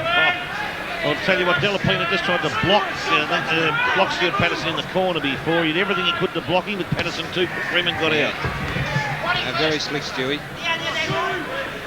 Dela Pena he's looking for the big right hand. Oh yes, he's just trying to pin this boy down, and Dela Pena then threw a punch after John McCubbin came in, tell him to split. Lucky to get away there without a warning. Yeah, I think it was just as he called the pull and the break, but nonetheless, Stewie didn't appreciate it. No, Stuart doesn't appreciate that sort of thing. He likes to follow the rules. And Dela Pena then just threw himself there bodily at Patterson. Body shot hurt Stewie Patterson then. They were big time body shots from Dela Pena. Oh, that hurt too. Oh, he's just pursuing Stewie Patterson relentlessly to the blue corner with a clubbing right over the top. They're going to hit him on the shoulder. It's actually a good, it is a good strategy to try and slow down Patterson. Patterson moves around, uses his legs a lot. There goes the bell, and John moves in between them, and Dino Bowl, is he a happy man after that round? The best chance to slow Stuart Patterson down is to land big body shots like that. They've got 10 rounds to do the work. If he can land good body shots like that, maybe by the 7th or 8th round, he might not be able to get away as easy as he can Exactly. now. Well, they know now. I mean, you can see he wins from both those shots. And if he continues to do that, they will slow him up. It doesn't matter how hard you hit your bodies. They do slow you down. That's what this guy's going to get hoping for in the second half of the fight. At this stage, as soon as you get in close, mate, throw that jab and get out. You get against him. That round, Pena did land a couple of bombs. We still think that Seuell. I'd say it's definitely Stuart Patterson's round, but Dela Pena certainly showed a bit there. Yep. This is going to be a competition between the jabbing expertise of Patterson and the clubbing power of Dela Pena. I think the two contrasting styles. It's the classic boxer versus fighter, isn't it? Oh, is it ever? Here we go, and Dela Pena, I think there might be a slight bruise from that head clash from the first round on the cheekbone, but he's okay. I wouldn't be surprised if Dela Pena actually maybe starts to work more to the body and it expects to get hit in the head. Like he'll probably wear some headshots in order to cut the body down. Yeah, I don't think that's going to run. He's going to pay a price to get in. Pay a price to get in close. Well, you know, I think if you or I or Steve was in his corner, we'd definitely be saying, get out there and put your head down and just whack him in the body. Yep. Till he starts to slow up and then start bringing the big ones over the top. Yep. I'd be working away that solar plexus if I could get in there. Rather than, well, mate, I don't know about solar plexus, any bit of skin you can see below the shoulders. Round the back if you can get away with it. Yeah, around the rib cage. Yeah. Steve was always renowned for his accuracy when he was fighting. Exactly. He's keen on this solar plexus, that's for sure. Oh, that was a good rip from Seuell. Stepped out nicely there. A beautiful flick out jab here by Patterson. Just getting the feeling that Dela Pena's going to explode at some stage of this fight. Yeah, a lot slower start to this round than I had anticipated. I thought he'd work hard. Yeah, he had a bit of success at the end of the last round. You would have thought he'd come out bombing to the body. He's waiting for that perfect opportunity, I think, Dela Pena. Sort of probably not going to take too many big risks coming in, but just waiting that big opportunity. Thinks he's got Patterson blocked in. He's going to wait, probably till he gets him in the corner. I'll tell you what, Dela Pena's got a pretty good jab himself, you know. He's flicking it out this round. And there's a lot of power in it too. Yeah, it's not just a flick out jab. No, it's a good jab. It's got some meat behind it, some muscle. He doesn't throw anything without power, Dela Pena. No.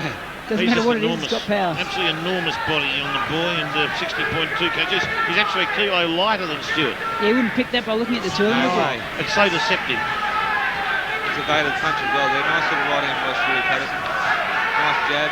First one, beautiful work. A lot of punches. Dela Pena's blocking a lot. He got nailed there. Yeah, he's just not doing the work. No, when he throws punches, he misses with most of them. And he's not doing the work, you're right. He's, again, like we said in the earlier fight, he's chasing Stuart rather than cutting him off. Yeah, he is. It's like the fox and the rabbit at the moment, fox and the hare. I'll tell you, against a jabber like Stewie, I'd be saying in the corner, every time he jabs, throw the right drive straight to the body as hard as you can. It doesn't matter if you hit him in the solar plexus, which Steve loves, the chest, just hit him the somewhere. side, hit him somewhere, because they slow you down, that's for sure. Do they ever? Especially in the solar plexus. Yeah, exactly. Well, in the kidneys they hurt too. Oh, yeah. Here he goes, Dela Pena. They're rushing at Patterson. Throws himself off a bit of balance there. He can't really balance himself to throw those big punches. And Patterson, that was a nice punch there by Patterson there, coming around the side and straight into the middle. There goes the bell, the end of round 3. Just too slick for Dela Pena at this stage. Just didn't stand still, didn't give him a target at all. The way he's got to keep going too.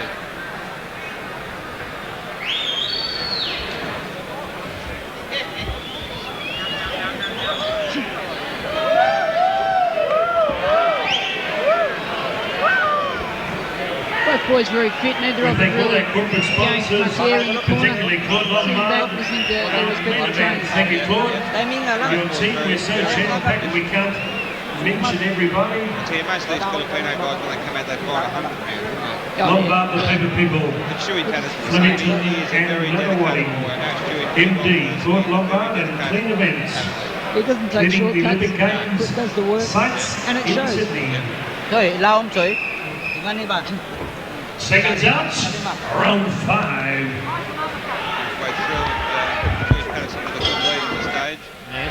5 coming up, and Ed be ahead on points, Stewie, no doubt about that. Yeah, I've got it as a shutout at this stage, 4-zip. Yep.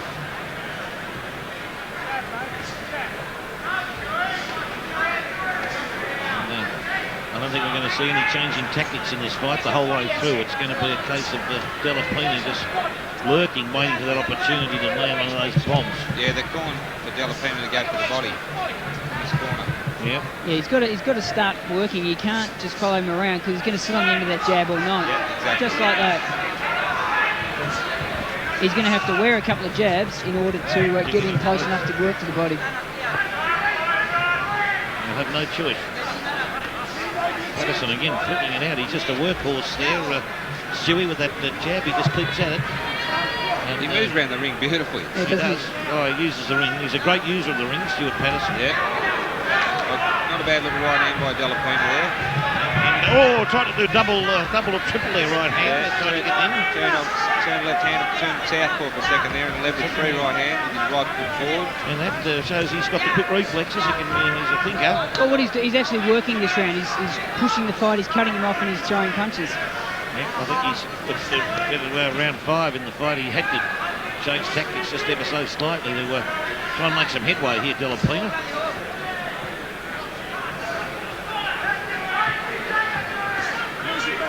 Beautiful jab there that made its way through the gloves. Yeah, he's just waiting too much. He can't be second because by the time he gets to counterpunch, Stewie's gone. Yeah, he doesn't wait for the receipt. He's not going to stick around. Beautiful jab. Lovely work by Patterson, and just racking up another set of points for another round win there.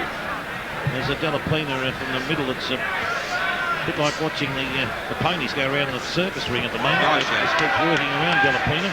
Yeah, Dela Pena starting to look a little bit disillusioned. He's having fits trying to nail Stewie Patterson, which is what the art of boxing is all about. Yep. Hit and not be hit.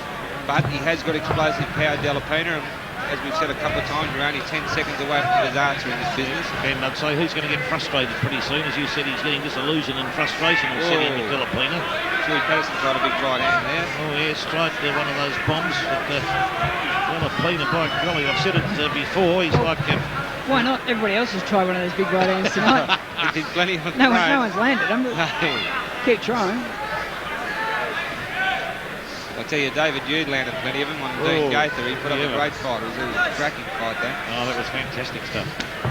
Oh, that was caught on the gloves. Big punch from Dela Pena onto Patterson. The gloves were down low, and that's where the punch landed straight on him. Flicked it left hand straight into the face of Patterson. Oh, so thumped him into the rib cage. He's looking for a bit of skin. Patterson gave him one. But Dela Pena showed excellent sportsmanship and didn't respond to that punch after the bell. Sportsmanship. If I had John McCubbin staring down at me, I wouldn't hit him either.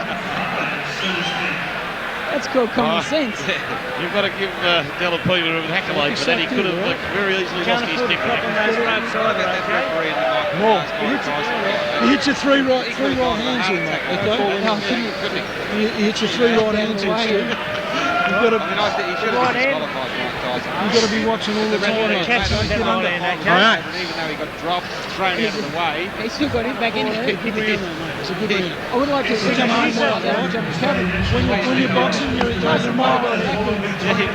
Don't get lazy. Certainly pushing the rules to their Grima by Tyson at the moment in his career. Secretary, Committee's President. Seconds out, round 6. Well, another Patterson round, that last round. Yep, definitely. I do have to say something though. I believe Mike Tyson did evidently assault my last manager, Frank Warren, and I do commend him for that. I've got to say, he was on target there. I've got to say, obviously didn't hit him hard enough though. There is still some justice in the world, Barry. There's no doubt about that. Sometimes it can work in your favour. Yeah. I tell you what, though, he must be tough, Frank Warren. He was shot 5 times in the chest, and he was belted by Mike Tyson, and still come up looking pretty good. So, gee whiz, wonder what they call him over there. Lucky. It's a survivor. Yeah. Hey, he also had a lawsuit with Don King. evidently... Apparently, did he lose that? I He think lost that. it. He lost a $30 million lawsuit with Don King. Don King, you know, reckon that he started him. Climbing punches to the midsection from Dela Pena, and actually turned around to his corner then. The instructions flying thick and fast. Caught him again. He caught with a big right hand over the top. I'll tell you, honestly, Scott, wouldn't you? You'd be saying to this guy, forget about his head. Yeah, just go to you can't hit his head. Not at the moment you can't, anyway. Patterson is starting to get a bit angry at the moment too. He threw a couple of big uppercuts then that we haven't seen much from him this fight. The body's such a big target. Exactly. I tell you, you've got to be fit though, Scott, to move around the ring like Stewie does. You know, like to move, you have legs like that. Oh yeah. To move continually really takes it out of you. And he'd be running marathons, Stewie Patterson. He's training, I reckon. Oh, he could, undoubtedly, Steve. He's a very fit guy. He runs a marathon here. Yeah. Yes, he's he's done his 42. By the time 10 rounds, that will have done his 42 kilometres. Some clubbing stuff from Dela Pena then. Caught on the elbows, I think, of Patterson over on the other side of the ring. Better round for Dela Pena, this. Yeah, great round. He's working harder here now. He's decided to mix it in more and to take a bit of a risk. Well, he's working to the body. He's doing as he was told by his corner. That's all he's got to do. All he should be doing it. Because he can't. He's just having too much. He's wasting too much energy, missing. Got to do more than that now. He's actually to try and win this fight. He's probably going to have to go for the knockout. Actually, I reckon it's a good round for Dela Pena. He's making Stewie miss a lot himself. He's making his punches ineffective and he's working well up close. And spot on. It's a beautiful head clash. I see the head clash. There's a cut on Stewie Patterson. Is there? And he doesn't need that, Stewie, because he cuts very easily, Stewie. Bad, is it? Can't see it from this angle. Got to look at him in a minute. It'll be on that same spot. Yep. That's where he high on the forehead. On the left-hand side. That's the choice spot. This is Dela Pena's best round by far. It always bleeds like. Climbing right hand. That's the one he's been looking for all night. Dela Pena, he caught Patterson again with the left, but Patterson's as tough as nails. He can take that punishment. Tell you what, he's under a lot of pressure, Stewie Patterson. He is now. This bloke's going to pursue him all night. And there goes the bell. I think we've got to give that one to Dela Pena, boys. Yeah, I think that was Dela Pena's round. Yeah, you heard that. He worked well to the body. Landed a couple of really good shots to the head. Nice clean head shot. That cut's actually right on the eyebrow. Shouldn't be too much trouble, I would think. It's on the eyebrow. The only danger with that is it can bleed straight into the eye, and that could be why he got hit with that right hand. Good job. It's running straight down the eye. I'll have to do something about that there. They should be able to stem the bleeding pretty well, I would think. This is where Keith Ellis too comes in handy in these situations. Barry, when he's around, he's a master. Believe me, mate, my old man was pretty good at too. Glenn was a superb corner. Graham Schofield, he was another great cut man.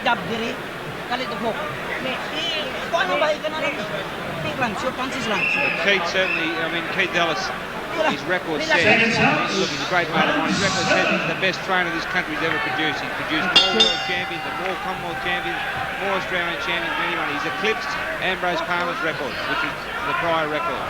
So, a credit to Keith Ellis. Scores on the board, isn't it? Yeah, it certainly is.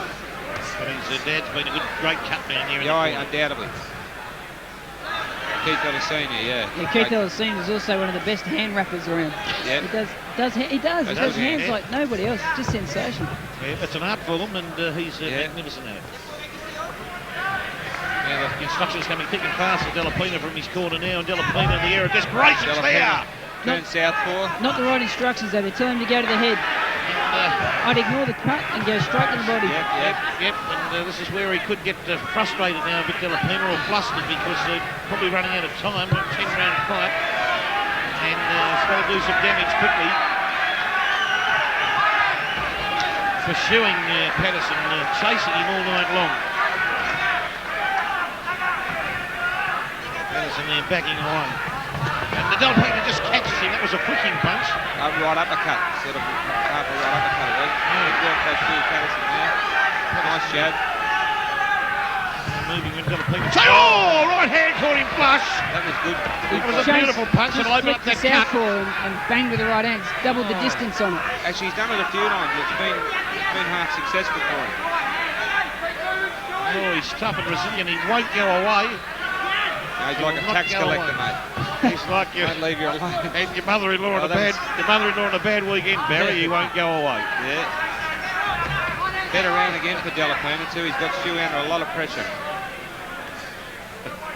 Yeah, Stewie's landed a lot of good jabs. He has scored very well this round, Stuart, with the jab, but Dela Pena certainly landed the harder punches. Yep, and he's also landed quite a few of those right leads.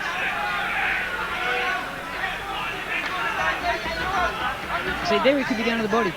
There is openings there to the body. Even a jab to the body as he comes in. He's just too overly focused on the head, isn't he? And that's probably, at the end of the day, could virtually be his downfall. Patterson looking at that jab, basically they're trying to keep Dela Pena at bay, I'd say. Yeah, that's all he's got to do.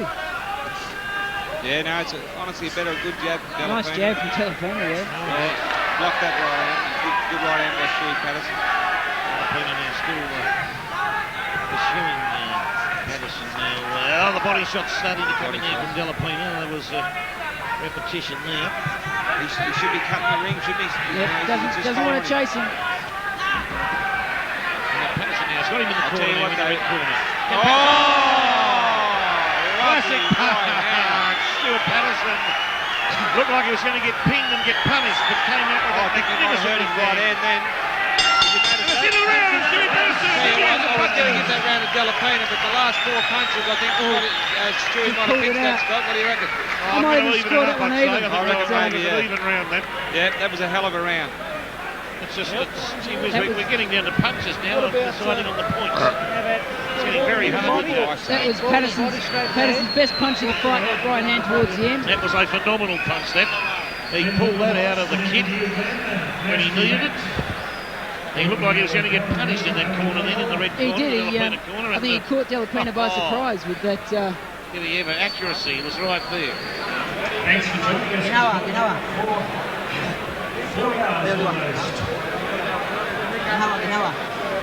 Well, they're working to, they've done a good job stopping the bleeding from that cut, Stuart Patterson in the corner. Great job. Go on now. Seconds out, round 8, scheduled for 10. 3 rounds to go. He hasn't got a mouth guard. Here, mouth guard trouble again now. I forgot to put it back into Patterson before they let them go. Dela Pena moving around the ring, and Patterson back in business. Scotty, I'm going to ask you something. When you were fighting, it's been quite a few years since I've got in the squared circle, but if you lost your mouth guard, mate, during the round, it was just bad luck. Oh, that's right. Now that you lose your mouth guard, and they give you a break. It's quite a good ploy, isn't it? Isn't it? You're tired. Dropping a few, you just spit it out. Spit it out, yeah. I think they've amended the rules, Barry and Scotty. I think that the boxing martial arts board. I think they have for sure. I had this mouth guard that just wouldn't come out. Lee wouldn't even, my trainer wouldn't even take it out between rounds. Is that right? Actually, look, I still use the same mouth guard I used in about 50 fights. I've still got it. I had 2, but my rock wheeler chewed one up. And I still got it, and I still use it, and it's the same. It sticks in there. That's a clever dog if he knew what it was used for. He saw me using it, mate. Yeah. He saw me using it in the gym, and he thought he tried himself. Didn't fit him? It didn't fit him, mate. It doesn't fit me anymore either. It was in pieces. I thought you were going to say melted it down. Yeah. Remoulded it. Oh, bow hole. That was a big body shot from Dela. Dela Pena was at some body shot there in the right hand. Dela Pena is starting to get on top. I really feel that. He's up the tempo, Barry. There's no doubt about that. I'll tell you how he's having a bit of success. I think when he swapped to southpaw, he seems to be having a bit of success there. He's starting to confuse Stewie a little bit. 1 minute he's orthodox, the next minute he's southpaw. And they dropped Patterson around the head then, and they gave him a couple with the right hand. What he's doing is able to close the distance with the right hand, whereas before, when he's standing orthodox, he's got to chase to get the right hand off. When he turns southpaw, the right hand's a lot closer. It's pop, and he's right there. Yeah, he's jumping in with the right foot, leading with the right foot for our viewers out there. When he turns southpaw, you'll see he throws his right hand with his right foot forward like he did there. Stewie under a lot of pressure. Stewie's back in that corner. He's under a lot of pressure. Try with the uppercut, though, to burst his way out. Good work there by Stewie. And lovely work from Patterson to again extricate himself from trouble out of that red corner. Oh, Bowhole tried to pound him with that right hand, but glanced him. Glanced Patterson with it. Blood on the trunks of Dela Pena now from the Patterson forehead cut.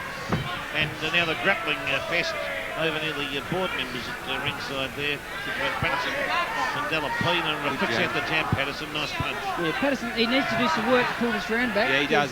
He's behind so far, I think, in this round. He's got a bit of work to do. Dela Pena there. He's cracking right hand. I'll tell you what. They traded right hands there. He's now walking after him now, probably decided to conserve a bit of energy with the running. Honestly, he's been so successful with his right hand, see? That's what right hand. It's a beautiful punch from Dela Pena, that right hand. Repetition punches.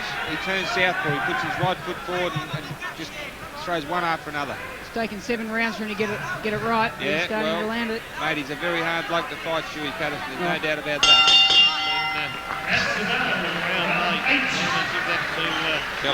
Dela Pena.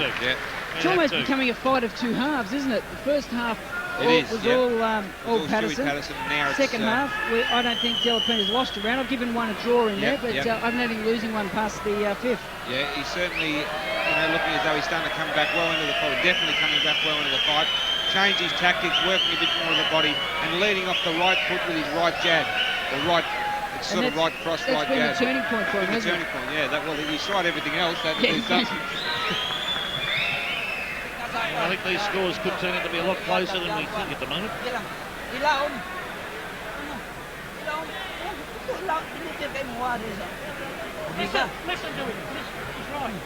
And I tell you, like the way they score fights over there too, the aggressive way, even if he's getting peppered all over the place, they love to see a fighter walk up and throw long. So, the aggressor is almost in front from the start, isn't he? You've got to take it away from the aggressor. Stewie needs to land some good, clean. Stewie Patterson needs to land some good, clean combinations this round to exert a bit of authority, because the last couple of rounds, Dela Pena certainly got well back into the fight. Yeah, I think he needs to take the enthusiasm out of Dela Pena. Dela Pena knows he's doing better. He knows he's coming back into the fight. If he has a bad round, I think that would probably be the turning point back to Stewie's direction. I'll tell you, you've got to say that Dela Pena is a pretty versatile fighter, really. Oh, isn't he? Yeah, he's shown some good tactics here. Good tactics, good strength. Nice kid of punches. Yep. Yes. His biggest problem could run out of rounds. That's the big worry. But obviously now the boys exchanging punches the far side of the ring is from the sky challenge banner. Dela Pena throws a lazy right hand over the top of Patterson. No boxing right at this stage. Oh, crashing punch, tried to get through. I think it hit Patterson on the thumb. That was that perfect example of what Barry said earlier. He just throws the right hand to the body. Doesn't matter where it hits. And the repetitious right hand. That change style, that does the damage. Being a winner, it's certainly winning the fight for him, the second part of the fight. After the fight, Barry, that's right. If he's spewing, he didn't think of it early. For sure. Although maybe it wouldn't have worked early, because maybe sure just that little bit of an edge might have gone off his movement. But he's still moving around that ring pretty well. So he just never stops doing that, Stewie. You think he probably got to 50 rounds, much less 10. But he's got his work cut out at the moment with Dela Pena. He's exerting pressure. And he's always in front of him. He just will not back away.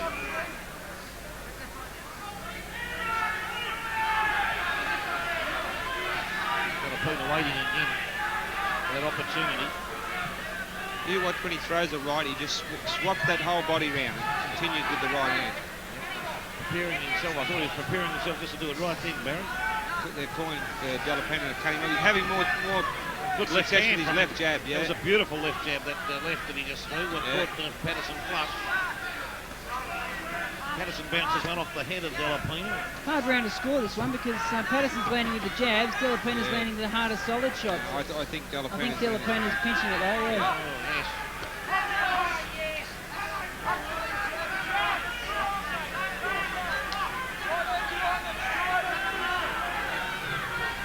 Left hand found its mark from Dela Pena, the right followed.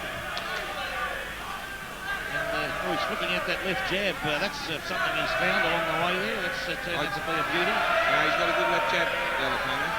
Very strong left jab. See the crowd here at ringside becoming very animated in this fight. They love Stewie Patterson. They should too.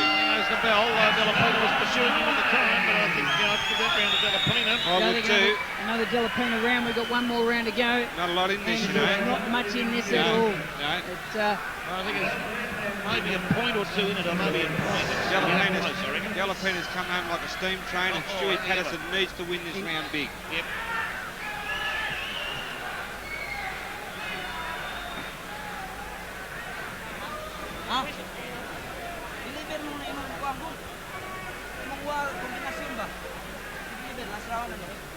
I've got Stewie about a point in front. Like he really needs to. He needs this round. Dela Pena can pull this one out. I think it could be a draw. If Stewie can drag it out, then I think Stewie will get it by a point or two. I think you're right there.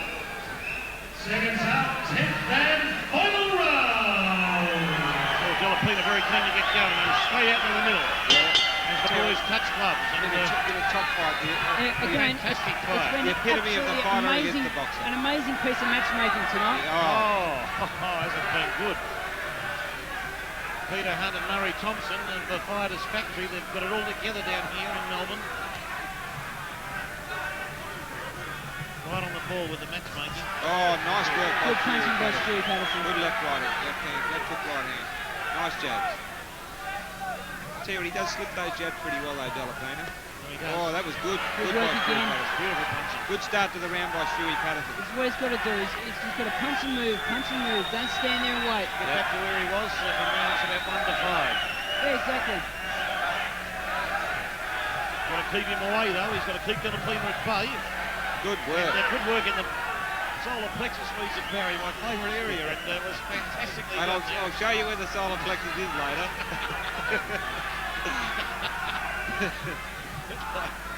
Dela Pena pursuing Patterson again. He knows he's got limited time. What can he do? That's what he can do. Throw punches. It's his only chance. It's his only hope. He's going to have to bomb him, I'd say, too. Stewie Patterson scoring well in this round so far. May need to knock out Dela Pena at this stage of the fight. He may have to try and end him, but I don't know whether or not he can do it. Stuart Patterson is still quick. Well, I tell you, Stewie's been hit by a couple of his bombs. One really good right hand landed, and he took it well. Took it very well. There's no doubt about Stewie's chin. No, he's got a top chin. Nice right hand too. No electricity going to the brain there. Yeah, no, he's going well this round. Take a big punch, Stuart Patterson. We know that. Dela Pena pursues him across the ring. I believe that Stuart Patterson's done enough to win this fight now. I think that it'll be a very, very good win. It's a good hard 10 rounds. Exactly. Get that back in, bit of confidence. All doing a lot of good. Yep. Very, very polished performance by Stuart Patterson. Nice right hand from Pena. That was going to happen because Dela Pena was in exactly the position he needed Patterson in. Patterson didn't move. Lead right hand. I mean, it's been the best punch that he's thrown all night. The lead right hand. Terrific comeback there by Stewie Patterson. Yeah, lovely comeback there with that combination of punches. Beautiful stuff. And he's resilient. Dela Pena, nice right hand to the jaw. Pursues Patterson around the ring. Patterson still moving well. Magnificently fit, but Dela Pena comes in hard, punching the jaw. Not much time left in this fight now. Dela Pena's going to have to do something in a big hurry. Probably a good thing, I think. There's not a lot of time left. I'd like to see the bell go and Stewie get his hand raised. Yeah, I know about that, but Dela Pena, what's he going to do? He must know he's got limited time. He has to throw himself at Patterson, but he's not doing that. He must take risks now, Dela Pena. He's taking plenty of risks. 10th and final round. And Patterson. I'd say that's a definite victory. That's enough to push it. Yeah, a great fight.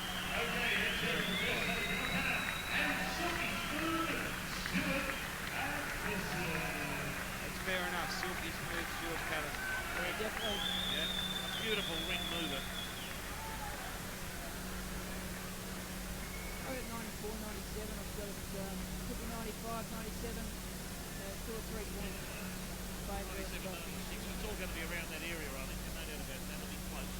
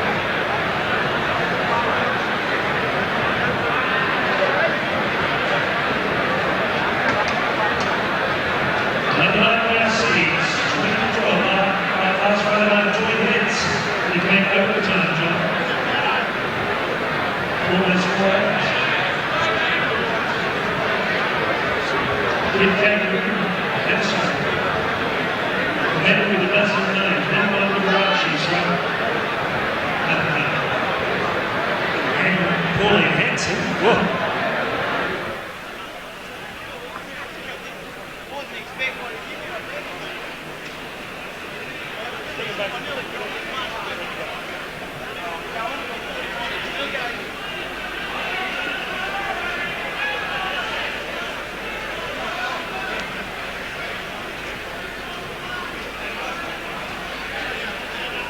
a big round of applause there for Tirso, Dela, Pena and Stuart Patterson.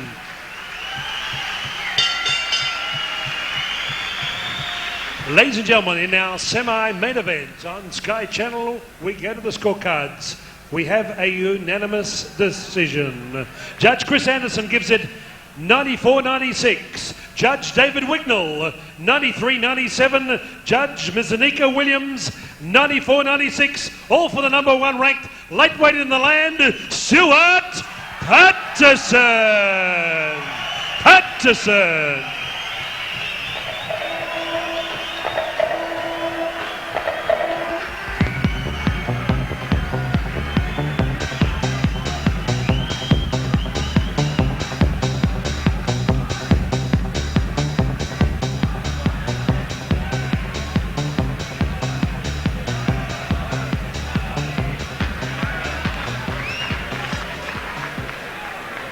Stuart, congratulations. One step forward, but... Yep. He'll be back.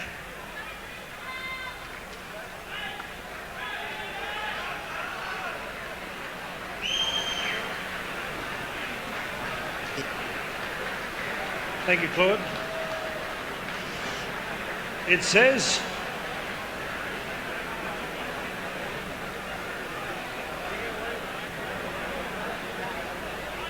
red and white.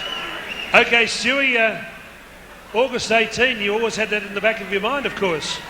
Oh, geez, I tell you what, I'd like to thank Tirso for coming down and giving me a hard fight. Mate, geez, he could punch that bloke. Oh, punch like he had sledgehammers in his hands.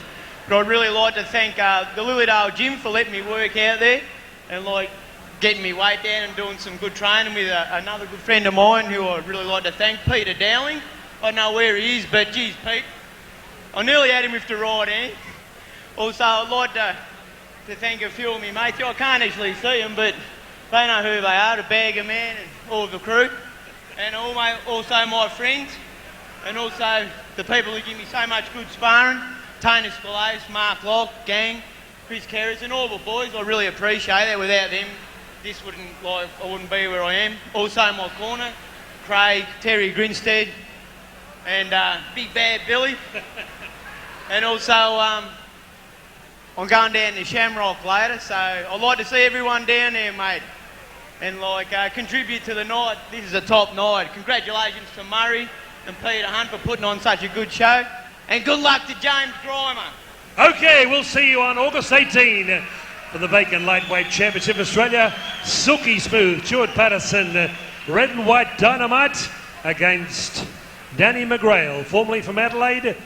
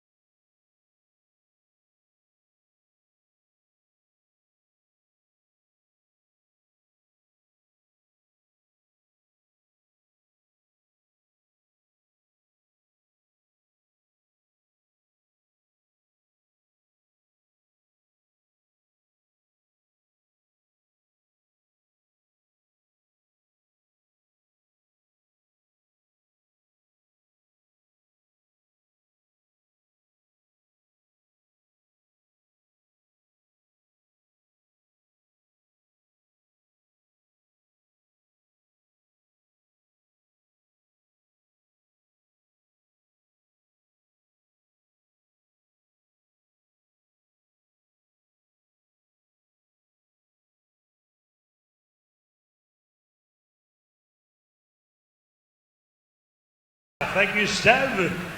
Ladies and gentlemen, we await our heavyweight championship of Australia.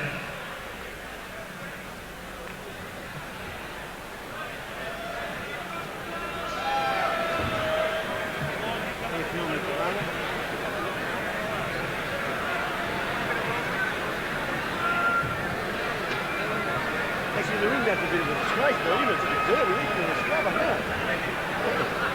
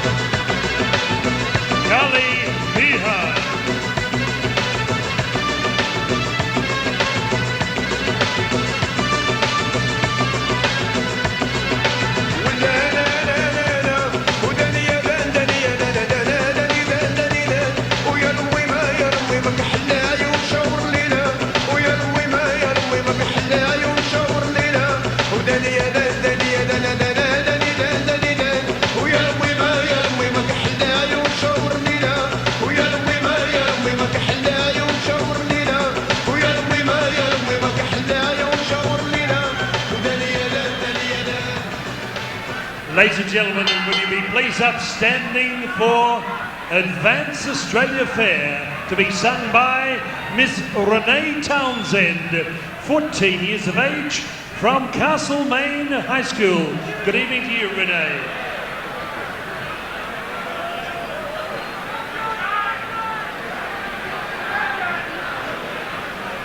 Could I have complete quiet, please? Complete quiet for Miss Renee Townsend.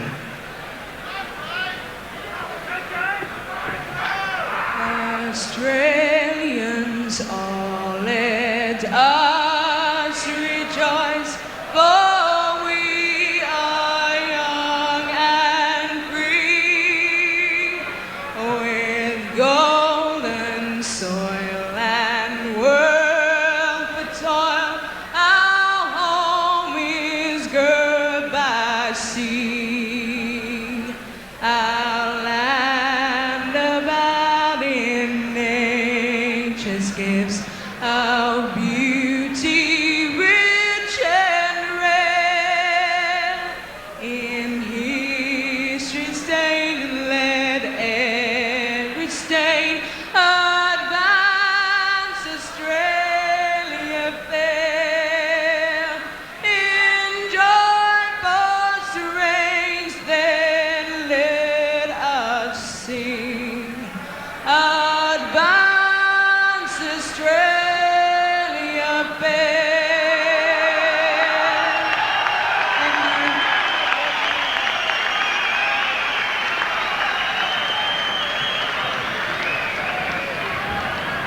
Ladies and gentlemen, Murray Thompson, Peter Hunt, Fighters Factory Promotions proudly present our main event. The power and the passion for the most decorated championship in Australian professional boxing, the Heavyweight Championship of Australia. Ladies and gentlemen, officials appointed by the Professional Boxing and Martial Arts Board, referee Jim Boland for the 12-round fight, judges David Wignall, John McCubbin and Anika Williams. Your ringside physician, Dr. John Jory. Your timekeeper at the bell, Mr. Damien Membry. Howard Lee, on behalf of the Fighters Factory Promotions, welcome you to this historic night at Fort Knox, the stadium where Dave Russell and Craig Trotter claimed WBF championships of the world in past history.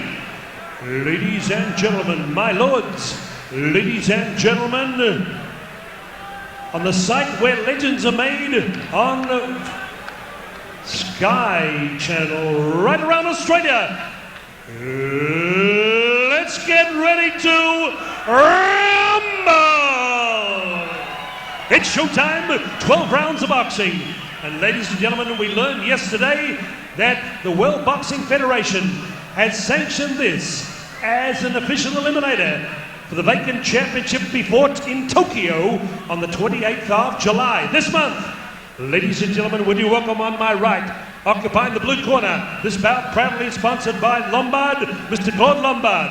Ladies and gentlemen, he is from Victoria, #1 challenger, Victorian heavyweight champion, former OPBF heavyweight champion, scaling 96.45 kilograms. Ladies and gentlemen, 15 bouts, 10 wins, 1 draw, 4 losses, 8 big wins coming by way of knockout, wearing the Oasis Petroleum with Tom Gooses in the corner and Muddy Foggers.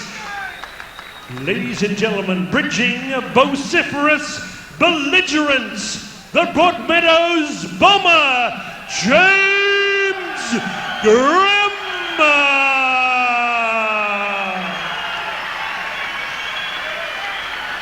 And across the ring, ladies and gentlemen, just back from Atlantic City, managed by Mark Erickson from Ashmore, Queensland's Gold Coast, originally from Auckland, New Zealand, with Australian welterweight champion Julian Holland in the corner, and Tarek Solak with Chubby McAvoy.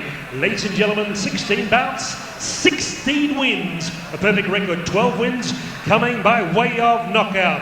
Ladies and gentlemen, scaling a massive 105.95 kilograms, black trunks with white trim, they dubbed him Checkmate. Would you welcome the reigning champion, manifesting mortified magnificence, Killeen Meehan.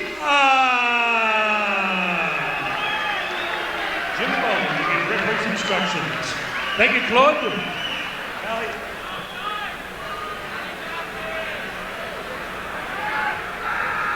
Ali James, welcome to Centre Ring. You know what I expect. I've spoken to both of you boys in the dressing room. I want a good, clean fight and protect yourself at all times. In case of a knockdown, neutral corner, this one here, the one behind me. Any other questions of yourself or your chief seconds? Let's get it on. This has got all parts of being a superb ending to the night here at Knoxfield. What a monster of a man. Meehan is in the red corner, gentlemen. He is huge, isn't he? And throws out the big right hand straight away. Meehan not mucking around, of course, in the checkmate trunks of black and white, and James Grima in the navy blue trunks and the white pipings. And Meehan again throws out a right hand and no damage done, and pokes out a left jab. James got to work it underneath. Got him. It'd be difficult for James even to get sparring of a size like this, wouldn't it? Yeah. He's just huge. Yeah, Meehan is a enormous man. It's very hard for any of our heavyweights to get good sparring, but I don't know. Nice left hook. Lovely left hook there from James. James, that wicked left hook, that's the one that's the power pack punch in the Grima artillery box, that one. Well, James needs to get up there and unload early, I reckon. Meehan, he's evidently a bomber with the right hand. Got a huge right hand. James has got to get in underneath there, doesn't he? Virtually. It's gee whiz, it looks like a mismatch in size, doesn't it? But there's only about 10 or so kilos difference in body weight, but that's, I shouldn't say only. Yeah, it's about 10% of James' body weight, the difference. That's still about 20-something pounds and stone and a half. Look, James can be a terrific combination puncher when he puts them together, an explosive puncher. Excuse me, the last time they fought, James was caught with a big right hand in the fourth round and knocked out. Victory to Meehan. He's trying to avenge that, but he's really got a big job in front of him. Meehan, what I know about him, he has got a very powerful right hand. Yep. No doubt. Very good. Smart move there for Meehan. Got in close. That's going to be definitely James Grima's go. So therefore, he just holds on. Yep. Ties him up. Here we go back at distance, and then you're back into Meehan's ball game. James knows he's got to get in close, and that's going to be his tactics, and they'll try and frustrate Carly from that point of view.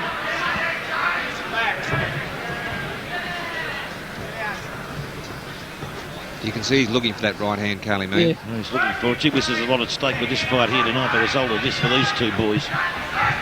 Oh, big right hand from James. There's a ripper. And a smile came on his face too, because he knows he can get that in there, Barry. Fantastic right hand.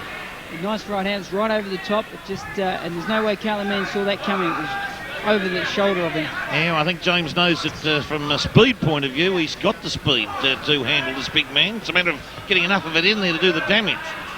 Well, especially with the heavyweights, it only takes one punch and it's lights out. Oh yes. Especially with a guy as big as Meehan or James Grima comes to that. They're both big punches. Yeah. Line of opponents. James Grima's knocked out and drew with and beat on points Bob Mirovic, and Meehan knocked him out in 4, I think. I think he... Got him just behind he's gone. His legs are gone, mate. He's in trouble. He's trying to jump his way out of it. He's trying to jog up and down. He was hit with a right hook coming in, I think. Right, just on the top of the ear. It's just taking his balance out. Yeah, no, his legs were gone. Meehan knows. Oh, the bell's gone. Oh, he's wobbly. He's wobbly as he goes back to the corner. A little bit seedy there in the corner at the moment. 10-8 round to Meehan as a result of the knockdown. And he's danger. It's a wicked right hand that he carries. It's a wicked right hand, mate. It was half a clubbing punch and it put James in Disneyland. Can they get Grima right in that corner there after that? Question. One of the things that they should be doing in the corner, is rubbing those legs, trying to get the feeling back in the legs, because he definitely lift them up. He's definitely struggling with the legs. He banged them into the canvas as he got up to try and get some feeling back. They should be rubbing the legs, just massaging the calves and thighs, just trying to get the blood back pumping through them. Deep breath to get the oxygen to the brain too. Get those arms down off the ropes. Yeah, get the arms down off the ropes. Meehan's corner, very calm. Settling him down. He's a very calm man. I've spent a little bit of time. Second touch, round 2. Reserved guy. He's like a quiet assassin, isn't he, Meehan? Yeah, he is actually. Dead calm. Oh, but not here tonight. Again, James tries to get in close. Meehan starts to throw big bombs left, right and centre here now. Oh, their uppercut was a wicked punch in the right for the knockout. Oh, geez, looking for James has got to throw something here. He's got to do something there to try. Meehan is too big. Far too big. He's got to try and chop him down with something there, James. But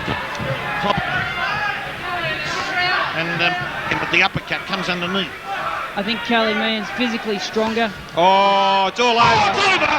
It's all over. Down. I saw that's all over. The referee won't let James go on. He hit the canvas very hard. Man, that was a right hand and a half. That was a cracking right hand. No. James wants to go on. The doctor won't let him. It's courageous from James, but he doesn't need any more than that. No, he was outgunned there. There's no doubt about that. It was like George Foreman against Joe Frazier, that one. Short and sweet. James's eyes are rolling around. He knew this was a big opportunity, but what can you do about something like that? Enormous punch from Meehan. Wow. Man, I told you we had power in that right hand. I certainly got the good mail there, didn't I? Mark Erickson, his manager, very, very happy about that. The premier manager in Queensland, Mark Erickson, a very, very stunning victory for Meehan with a sensational second round knockout. Dropped him in the first round with a short right, cleaned him up in the second round with a long right hand, right on the button. Wow, that was right on the button, all right. And it was like slow motion when James went down. He was stiffened, slowly hit the canvas. Credit to James, he's recovered well. He's trained hard for this fight. He's not happy. Yeah. Well, that's again testament to his fitness, the ability to recover so quickly. Exactly, yeah. But it was only going to get seriously hurt if he had continued on. I think the referee definitely did the right thing there, Jimmy Boland. Stopped the fight because there was only one way it was going to go. That's right. Look, that's a pity for James. I just would love to see James get to cruiserweight because these guys are just too big for him. They're too rangy, too long. Too big for him. And, when you're giving away 9 kilos at the scales, by the time they got in there, Meehan was probably 10 or 11 kilos heavier. Undoubtedly, yeah. Ladies and gentlemen, 43 seconds in round 2. Referee Jim Boland wiped the fight up. Your winner and still heavyweight champion of Australia, 17-17. Money trip meet, Meehan.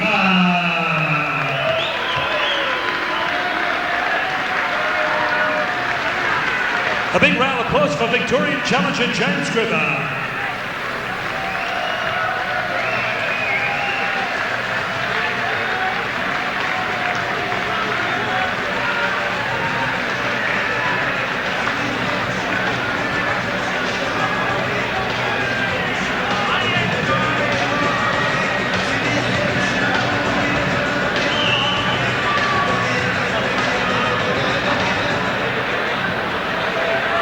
You came to town for the first time and, you unhinged the Victorian challenger. Congratulations. Thank you. Thank you, Melbourne. I'd like to thank God for giving me this. I'd like to put a special thanks to James Grima because I beat him before and he showed he's got real guts and determination to train hard to try and beat me again, and that's what boxing's all about. He's a fair sportsman and he's a man with a big heart. And thank you, James.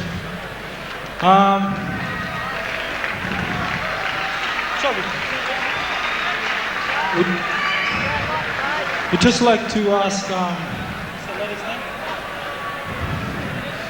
I'd like to thank Murray Thompson for this show, opportunity to come and fight in Melbourne. Ever since I've come to Australia, I've heard so much about Melbourne and how Melbourne loves boxing, and it's a privilege and an honour to come fight here, and I'd like to come fight here again. We'd just like to, if we can ask this lady here, Helen, to come into the ring. We'd like to donate these gloves to her son, Darren, who's 7 years old and he's got cancer, and he's a great boxing fan. Beautifully done. Okay. Thank you. Okay, James Grima, come across, James. Come on, a big round of applause for our Victorian challenger. He showed the courage to get in there. James, you had a good first part of the first round, and then he caught you just late in the round. Look, Howard, I felt really confident coming into the fight. I trained hard. Thank my trainer, Tom Gooses, for putting me through the paces. I felt confident I wasn't getting hurt, but Carly just got heavier hands, and I didn't even feel myself go down. It was just shock puncher, but I recovered really quickly. And first time I went down, I gained my composure very quickly. I got up. I felt okay.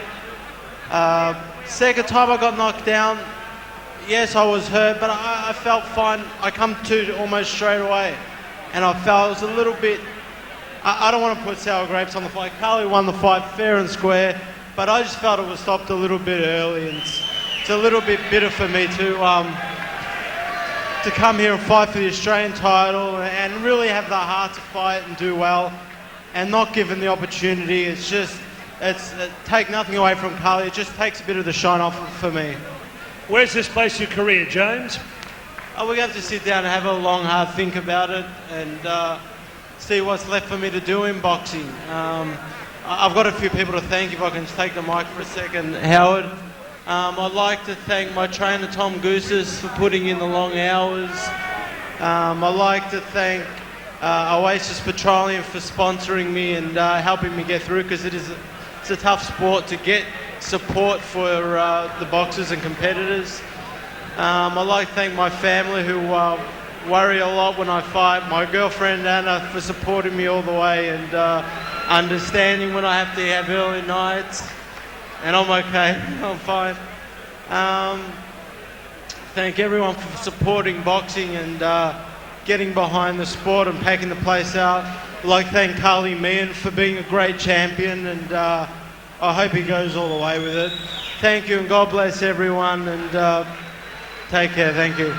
Okay, Howard Lee on behalf of Murray Thompson, Peter Hunt, and all our corporate sponsors, Lombard, the Paper People, all our great corporate sponsors, thank you for being part of tonight. It's gone midnight. Fort Knox signing off. Protect yourself at all times, both physically and emotionally. Reach for the stars, my God bless. Peace on earth, and keep punching. Good night to you all. Good morning to you all.